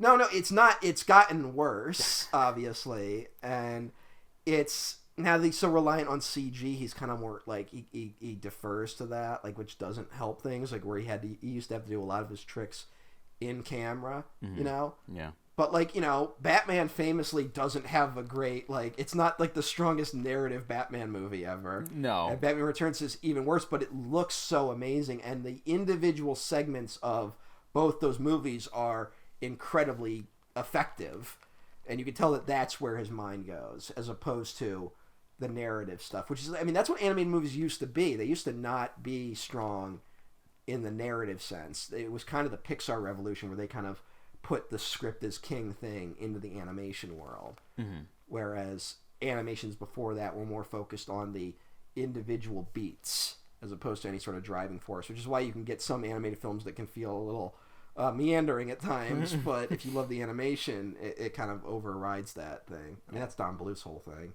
you know? Yeah. Titan AE gang. But, yeah. I mean, we talked about that in that episode. Another one where it's like the narrative isn't exactly the strongest, but like certain sequences are really powerful. Yeah. You know? Yeah. And I miss that, like, there used to be kind of people would kind of just be okay with that, where it's like, yeah, we're not here for the story. We're just here to kind of see it, like, and how cool it looks. Mm-hmm. And that has certainly gone away. Yeah, I mean, I think the writing in the Spider-Verse movies is great. I think it's a little less so in the sequel, but I do think still at least really solid. I'm glad those movies... When did the sequel become the lesser one? No, I said when we recorded the episode, like, I do prefer the first movie. Okay. Yeah. It felt like everyone was like, this is clearly a step up. Like, visually, like, obviously a huge step up, but, like, of course, you get more money and shit like that. The challenge with that one movie for me is just like there's no ending. I know. So I know. They try to do one with like the Gwen Stacy bookends, and I admire that. It's not. It works way better than it should. Yes. But yes. Like I said, it's probably not the best. It's probably the best cliffhanger ending I've seen since Empire. But like, it still is a cliffhanger. Yeah. Yeah. Okay, this is totally unrelated, but do you consider Lord of the Rings the trilogy having cliffhanger endings then? Because they were all filmed at once. They were promoted as a trilogy, basically. You know, like all three of those were going to come out regardless. So I do think it took me a while to get into those movies. Partly, they had to all kind of be out for me to really get into them. Like, okay. I wasn't like super. And also, every time I've shown them to people, when we get to the ending of that first one, they're like, "Wait, that's it?" Yeah. So, like, I have to imagine. I think that they are movies that work better once you have all three of the extended editions. I forgot who some filmmaker was just saying like, oh, that they love Lord of the Rings and that they like they're so inspired by them, but they were like, you know, that first movie just fucking ends. Like, it's a great movie and they're all great, but it does just fucking end. And I was like, yeah, it kind of does. And it's like, I wonder why that trilogy doesn't come up in conversation more with these recent conversations about part ones, part twos, whatever. Maybe because they filmed all at the same time. I don't know. That's not what we're here to talk about.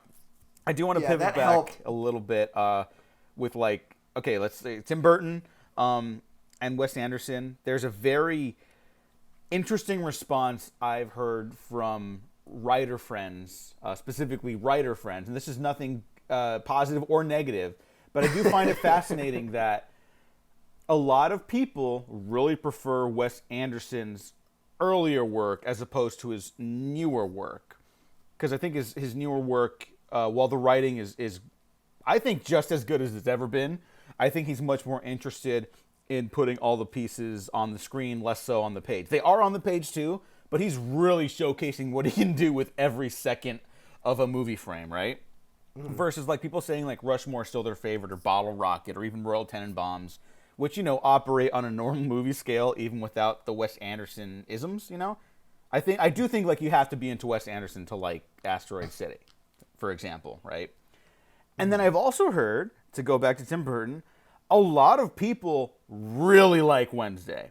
A lot of writers really like Wednesday. Yeah, Wednesday. And I haven't seen it, but I don't know what the connection is there, and I don't know why I even thought of it, but I there's something happening, and I don't know, again, if it's good or bad, but I'm curious. I don't know what it is. Like, there's a missing piece here in my brain that can't connect these things, but I have not stopped thinking about why people have been telling me this lately, and I don't know why they even feel it, I guess. What thing are you hitting on? Like, sorry, I kind of lost the point. No. I don't even really have a point. I just thought it was interesting. Like, people really like Tim Burton when he's not making movies. They like him when he's doing TV now with Wednesday. People don't like Wes Anderson when he's like, I know it's one show, but I do think it's important. And people have liked or hated Wes Anderson more as he's gone down his own little rabbit hole. And I think people kind of like Tim Burton when he's not specifically doing his own thing. Like, Wednesday is very Tim Burton inspired, right? Like, aesthetically or whatever. Yeah. But he's not like he became the guiding force through the production, but he's not the guiding force of that show. Well, I can only speak for Burton really, since I'm much more like a Burton fan, and there is something where like as that repetition sets in, there's like diminishing returns on the Tim Burton style, and I mean I feel like he's one of those guys where you watch it feels like he kind of runs out of things to say with his movies after Mars Attacks a little bit. Not that he didn't make good movies afterwards, Mm-hmm. but so much of what happens post Mars Attacks is him being like, I will bring my style to something, right? Mm-hmm. Like whether it's like a very specific genre piece or a specific piece of IP. I mean, it's like, stuff like I will bring my Tim Burton style to Sleepy Hollow, right? Which is a movie we both really enjoy. And I think you start to see that shift, and it can get a little, repetitive after a while. And I also think there is the angle of once he pivots to CGI, it's like, well, why am I even showing up if it's just going to be all this digital shit, Mm-hmm. Like, it's certainly less fun. But I don't know what it is with, like, I think the repetition can get exhausting for some people, where you're kind of like, this used to be fresh and exciting, and now it just feels like the same thing over and over again. And you're like, well, what else you got? Where are you taking this? And sometimes it feels like a filmmaker isn't taking it where they want to go, or where you would like to see them go. I think it's why someone like there's that famous thing of like Tarantino being like, few directors have a good last movie. I'm only making 10 movies, right? Mm-hmm. Which I think we both don't totally agree with that sentiment. Yeah. But I think Tarantino maybe understands that he only has 10 good movies in him, Mm-hmm. That I think if Tarantino keeps doing the Tarantino thing for like another 20 years, it's going to get exhausting at a certain point, and it's not going to be as fun as it already isn't as fun as it was for some people when he started. Some people have already jumped off the Quentin Tarantino train, and I'm still on it. I still really enjoy his stuff, but I'm also like, how much longer can he really sustain it? And so maybe it would be smart for him to just stop after 10. Yeah. So I think for certain, like, I mean, then the opposite is someone like Scorsese, who certainly repeats himself a lot. Like he returns to a lot of similar themes, but also is trying things every few years. Mm-hmm. Like he'll go back to that crime well because he knows that he can get funding for it, but he also is like, yeah, but I'm also gonna I'll do a children's film. I will do a religious epic. I will do a revisionist western. Like he still is trying things, whereas I don't know how much longer Wes Anderson can do the Wes Anderson thing. Not for me specifically, but what you're vocalizing right now, I am a little concerned about the future of Wes Anderson. I have no problem with what he's done. I'm very interested in where he continues to go. But I do wonder if audiences will continue following him. Like we just talked about, like Asteroid City barely breaking even recently. It was released in July.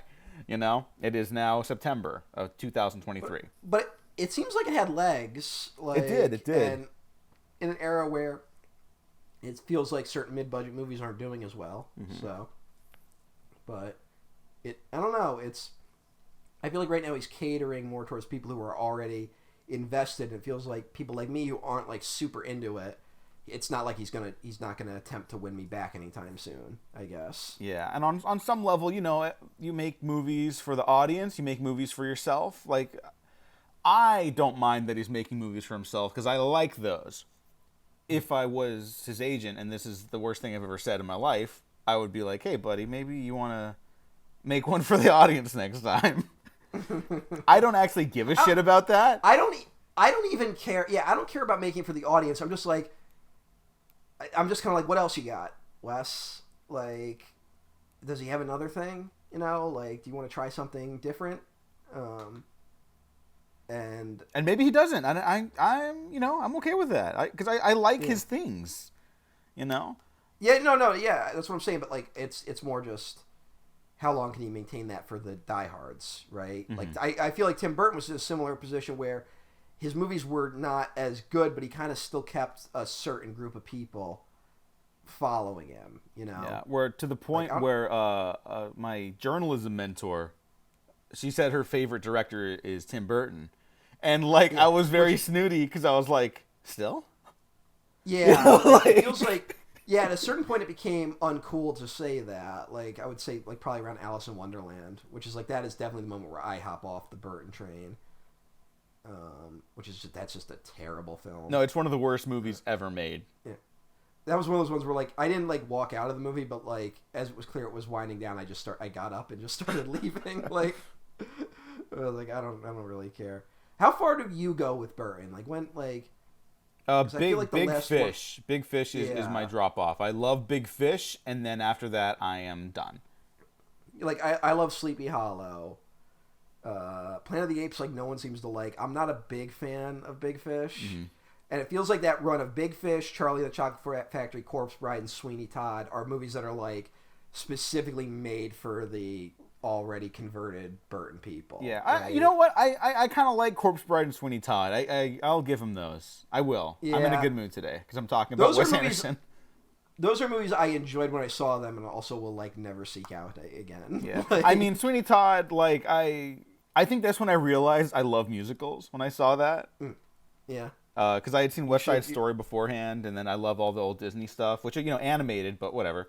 I think those do operate in musical territory. And then after that, I started exploring other musical stuff, you know? But there's the problem with that movie is there's kind of like you hear Tim Burton's doing Sweeney Todd, and you're like, oh my god, that must be the greatest movie ever made. And then you watch it, and you're like, oh no, it's just fine. Yeah. Like... It's not. It's that you want that. I want that movie to be so much better than it is. No, but... same. But then after that, it is just fucking miserable. I remember people really like went to bat for Big Eyes, and I was like, I finally saw it, and then it was like, oh, this is not good. Yeah, Big Eyes was like, you kind of. Well, I felt like Big Eyes was one of those ones where like it felt like we had to be nice to it because we had to like discourage him from doing the other type of movies, Like, no, Tim, Big Eyes was great. You should do another one of those instead of the other stuff. Yeah. Like saying it through, like, gritted teeth almost. And then he does Miss Peregrine's Home for Peculiar Children, which is, like, just a train wreck. Which is trash, but it still made, like, $300 million. Yeah, well, I mean, the unofficial log line is Tim Burton's X-Men, you know? Like, yeah. That is, you look... If I was 10 years younger when that came out, I would have watched it, like, religiously. The unofficial logline of that movie is Eva Green. Oh, yeah. Who, God fucking damn it. Whoa.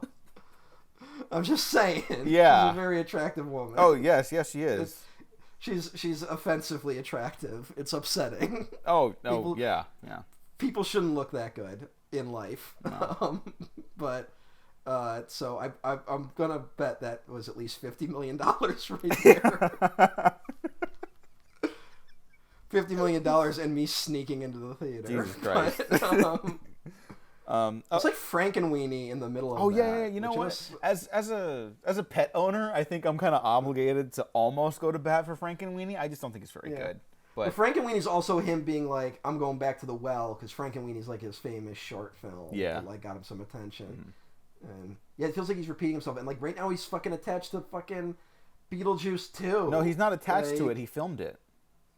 He filmed it already? He filmed it. Yeah. I honestly, I was like, I am not going to believe that movie exists until it is like out. Like, because I'm just like, how do you do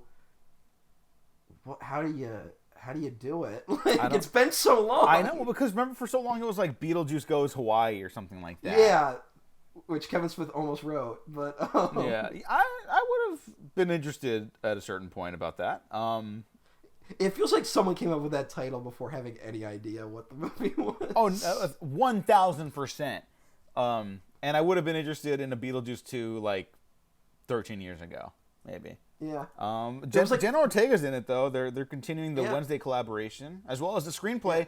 Alfred Goh, Miles Millar, who also created the new version of Wednesday for the show. Yeah, but also like, don't people like hate Jenna Ortega too? Yeah, she like said she had to. she gave her opinion in an interview. Yes. Which seems to be the new thing that like sets people off about young women. Yeah.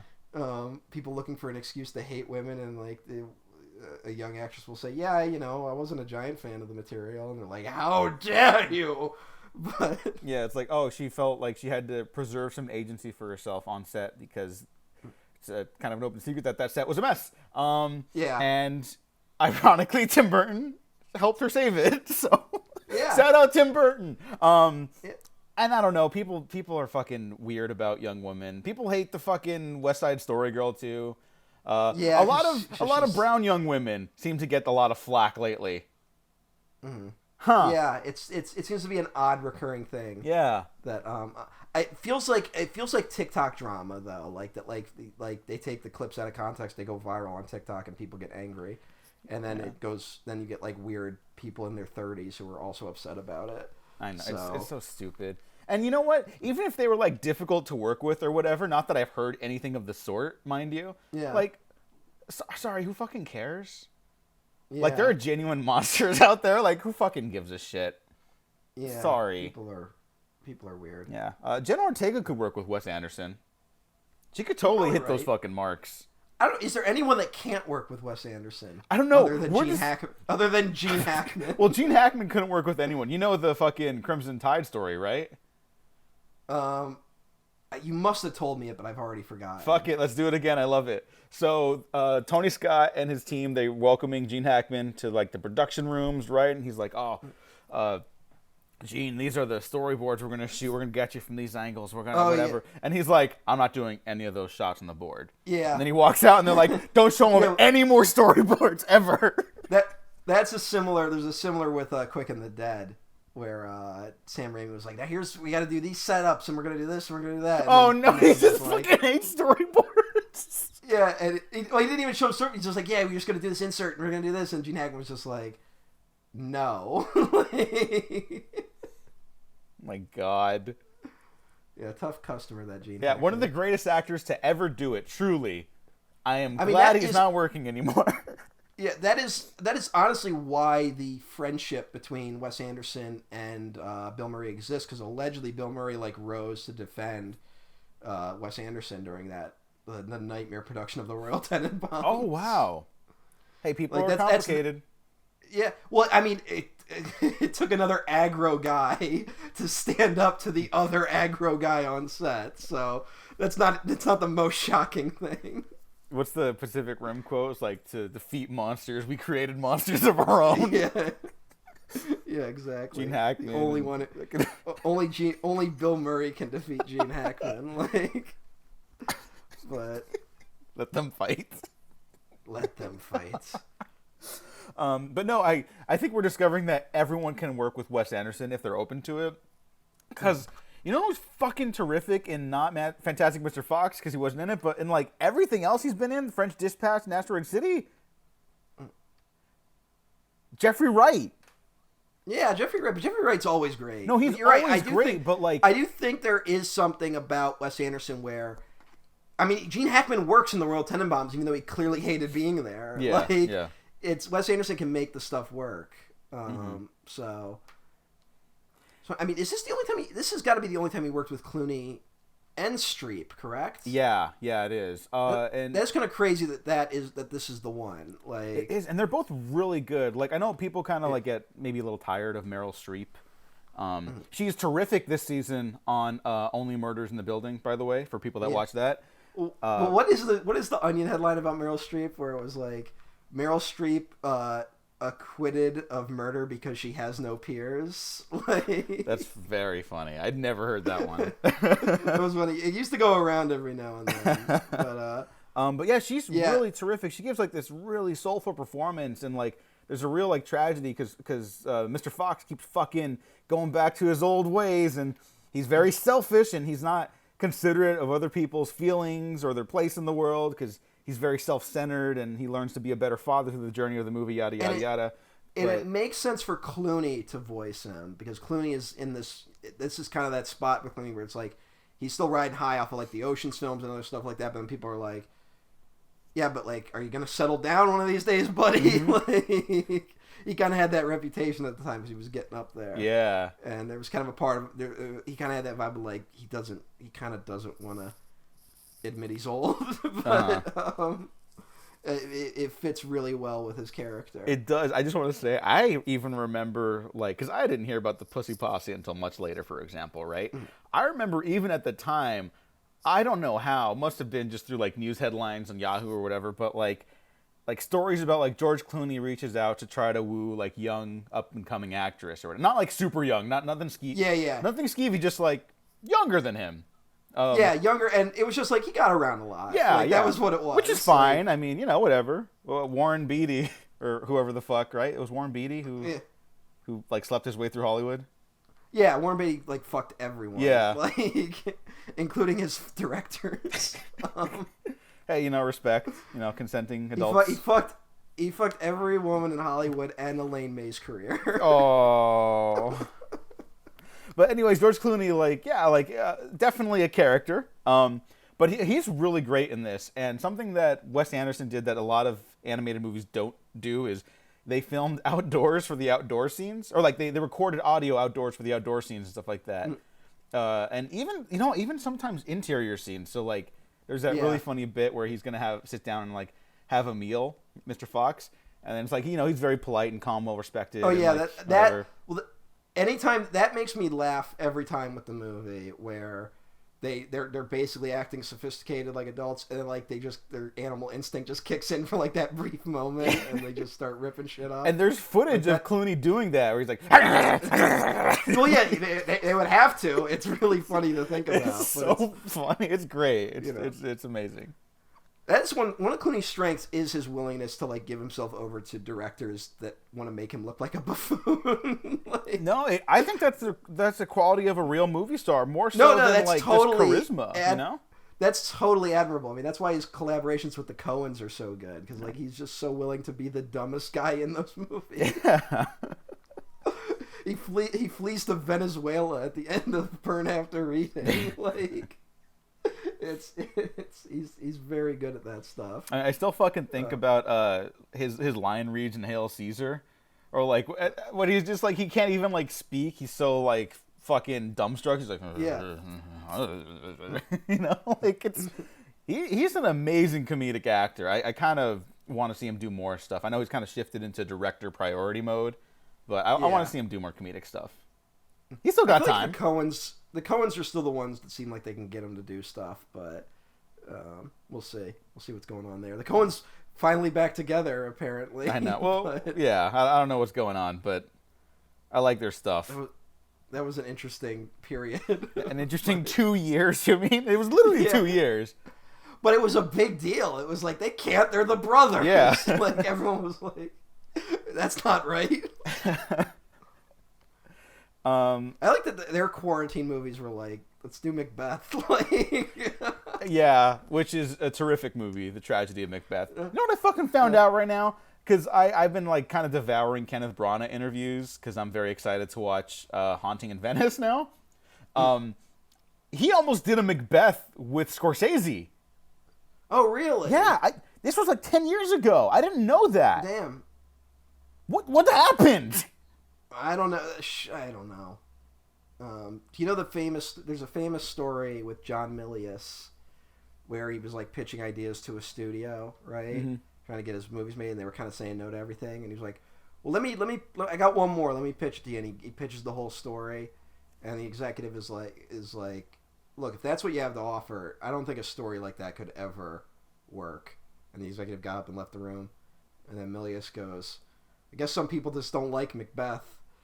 And he had described the entire plot of Macbeth to these executives. and they didn't even pick up on it. So wow. It's what about Macbeth with like a happy ending? Like, I mean, there's a 90s adaptation of The Scarlet Letter with that has a happy ending. Oh, Jesus. Yeah, Hollywood's weird, man. It's very weird. Yeah. Macbeth I understand. Macbeth is kind of a hard sell considering how fucking bleak it is. Like, I guess, yeah, but I feel like if you pitch Shakespeare, generally speaking, you should just get the green light because everyone knows the story will work. At least on the page.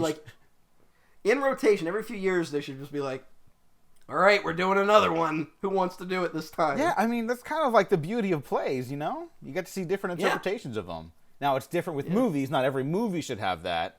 You know, I don't want to see... Actually, you know what? I kind of do want to see a different version of Fantastic Mr. Fox every like, 15 years now. Well, actually, that's actually a point Tarantino made that I kind of agreed with, where he was like, I want to see every person's version of Dracula. He's like, I want every few years another person to take a crack at Dracula, just to see what it would be like. And I'm kind of like, yeah, you know, I'd like to see that too. Yeah, like, I mean, there's some stories that are just so universal, you can kind of try them out in different ways. Yeah, exactly. Yeah. So, and then you get Wes Anderson's take, and he'd be all fucking cute about it and shit. No, I mean, look, you're saying that, but I don't think he's just interested in being, like, quirky and cute, you know? Like, he Wes Anderson's Castlevania. That's it. Yeah, sure, whatever. I mean, there's the famous Wes Anderson's X-Men from Patrick Willems back in the day, which is very funny. It is. It is actually pretty. It's like one of those where like it seems like it'd be a little annoying, but it is actually a very good video. Yeah. But remember when we were doing that for a little bit? Now we do like didn't someone do like an AI Wes Anderson something? Yeah, and oddly enough, or funnily enough, Patrick Willems like addressed that because he kind of started the Wes Anderson parody thing a little bit, right? And he kind of did this great video taking down the fucking bullshit AI attempts of doing Wes Anderson shtick. Because, like, I mean, this is the key to appreciating Wes Anderson, I think, is that his stuff isn't just easily identifiable. It's not just center frame, pastel, autumn color palettes. It's not just the Bill Murray. It's not just specific actors. Like, he is bringing, like, a real humanity to it. Some people may be annoyed at the version of humanity he's bringing. I find it very moving generally. And it's really specific decisions that you can't replicate. You know, like, again, I was kind of like geeking out about how much I love the character of Ash in Fantastic Mr. Fox. I get such a kick out of him. And just like little moments like his eventual like triumph at the end where he's like, you know why I can do this? Because I'm little. It's like artificial intelligence will not come up with a moment like that. Yeah. You know? Or even the moment where Fantastic Mr. Fox, he's like scared of like wolves or whatever, like intimidated, like it's an unknown factor. Oh yeah, the running gag. Yeah, of the wolf stuff. And then like the payoff to that, like a machine won't come up with that. You know, the little like it maybe will come up with the payoff, but it won't be, you know, Canis lupus, and then like the little fist raise, and then the wolf does the fist raise back. Like that's a human touch. You know, it's so funny, but it's also like kind of like inspiring and emotional, and I don't know. But the thing AI can never replicate is like, even if it were able to stumble upon that, what is good about a scene like that is that it's clearly like an artist intentional thing. Like it's not, you can't replicate the artist intentionality with AI, right? Mm-hmm. Like that's the one thing I think people aren't understanding. It's like you could literally make Star Wars like beat for beat with AI and it wouldn't be nearly as good, like because we know it's AI. Like part of what we enjoy about art is the knowledge that someone made it, right? Mm-hmm. Like at that point it might appeal to like little children, but it won't stand as art, right? I mean, but all this being said, I do like this movie.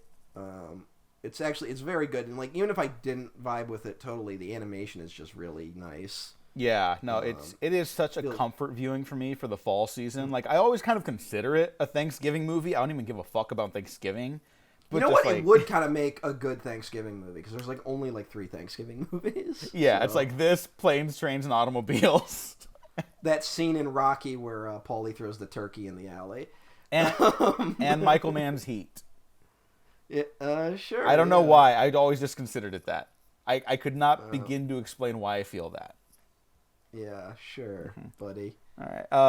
Just the last thing on Fantastic Mr. Fox. I also like how utterly violent it is. And it's just like, we just accept it. Like, no one really questions it. I haven't heard any complaints ever about it. That's another Wes Anderson thing where, like, his movies will just get violent out of nowhere. Oh, yeah.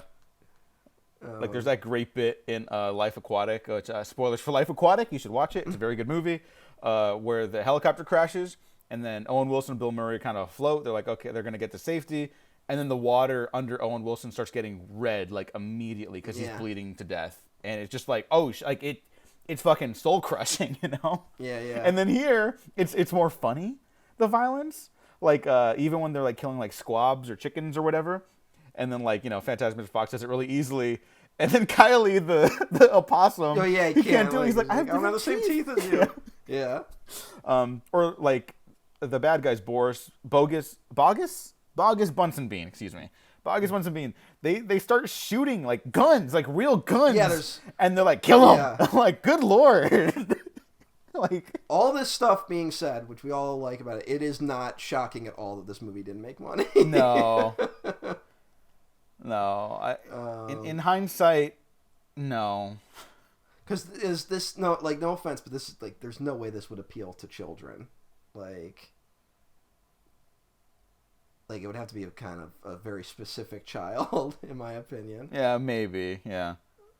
Because the humor is very odd and specific, Yeah. but it wasn't going to have the wide appeal of other animated films. Yeah. But it should. We used to be a proper country. Actually, I don't know if any country would have accepted this earlier than when it came out, Yeah. so never mind. And it's weird though. He's kept doing the animation thing a little bit. He did the Isle of Dogs, which I don't think we're ever going to talk about. No, I'm not. I'm actually not a fan of that one. Yeah, that seems to be the one that like even people that like him are like no. Yeah. But Great animation, but that's Yeah. it for me. but that's also the other thing with Wes Anderson, where it's like, is it cultural appropriation? Like, you know, there's that discussion every few years. Yeah. Which I think it's just a reminder that at the end of the day, he is a dumb white guy. But Yeah. like, I think sometimes people don't want to accept that about their artists they like. Mm-hmm. But hey. Yeah, Fantastic Hey. Mr. Fox. Thumbs up, everyone. We did it. Sure. I like it. I do like the movie. Okay. I'm just like I'm just not fist pumping about it. Yeah, that's you fine. know? That's fine. I will fist pump about it. Music's very good too. Oh, yeah. Yeah, another shout out. So Yeah. Wonderful movie. wonderful little film. I'm glad we ended the official. One could retrospective say it was a fantastic film.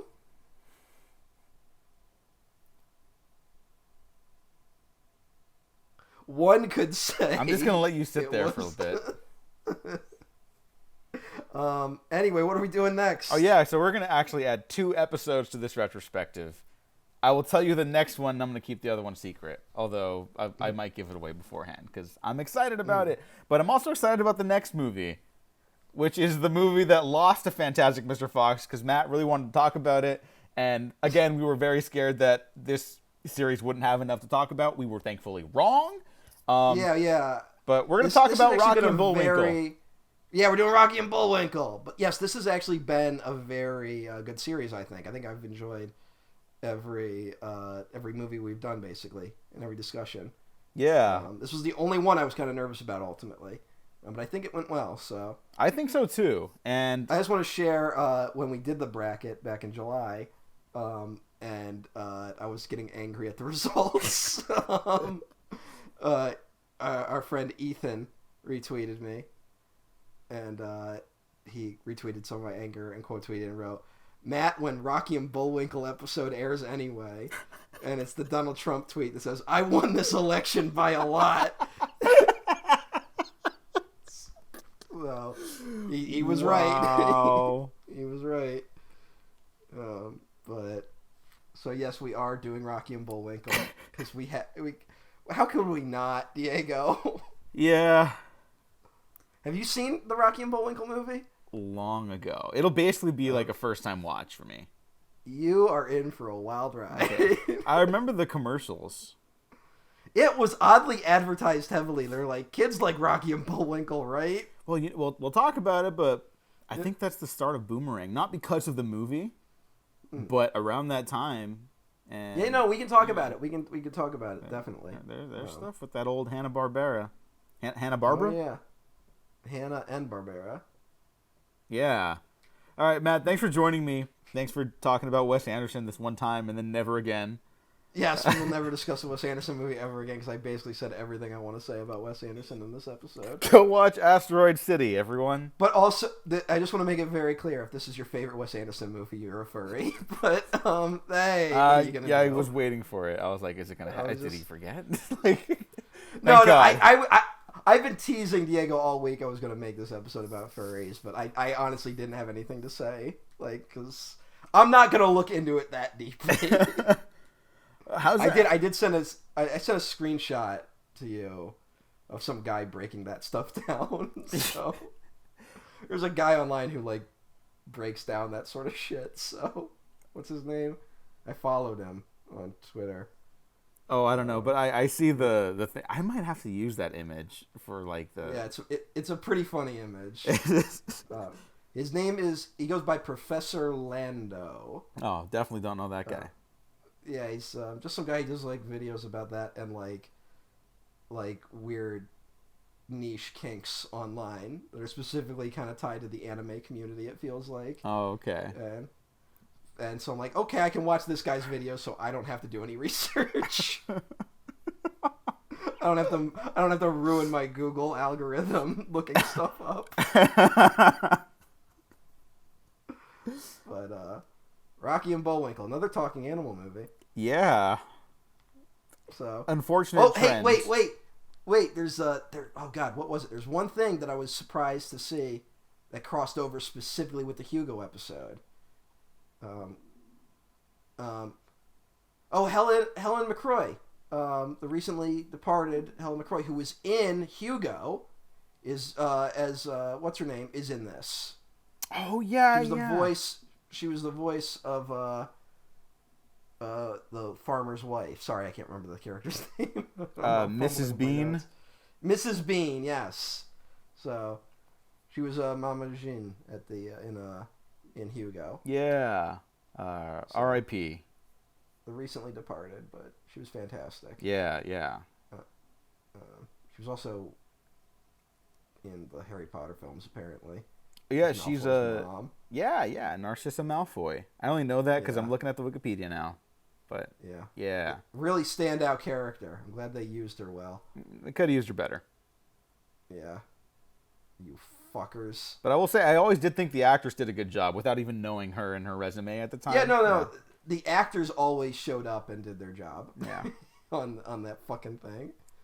But what are you gonna do? Yeah. Oh well. Best left in the past. Yes. Unlike Fantastic Mr. Fox, which I will watch probably once every year, at least. Sounds good. Yeah, but okay, next week, Rocky and Bullwinkle. Matt. Rocky and Bullwinkle. Anything you want to add before we head out for the day? No. Okay. I still don't know what socials to promote because of the weird fluctuating world we live in now. I know, it's it's all bullshit. Everyone fucking, I don't know. Fucking. Maybe I should just start an OnlyFans just so I have something to say at the end of this. I mean, if you want, I guess. You know, I'll never do this. I thought it would be funny at one point to start one, but the only thing I upload is a picture of my face. And every day the picture just like gets closer and closer in, like just slowly. It's just closer and closer. I don't know why I thought about doing that, but I thought it would be funny. See, that's comedy, Musk. Yeah. That's what's actually funny. You fucker. All right, yeah, we better head out because I think we're winding down here. Yes. Thanks for listening, everyone. I'm running out of steam. Like and subscribe. If you didn't like this episode, like and subscribe anyways. Because you might find something to do. God. Yeah. Diego's dying. I was stretching, and then I just leaned into the stretch more as I kept talking. I recognize now that was a mistake, but whatever. I'm just going to keep it in. Can't take it back now. I mean, I could just do it over again and no one would know, but I'm not going to. Instead, I will just sign off with, we have been professionally unprofessional. Bye.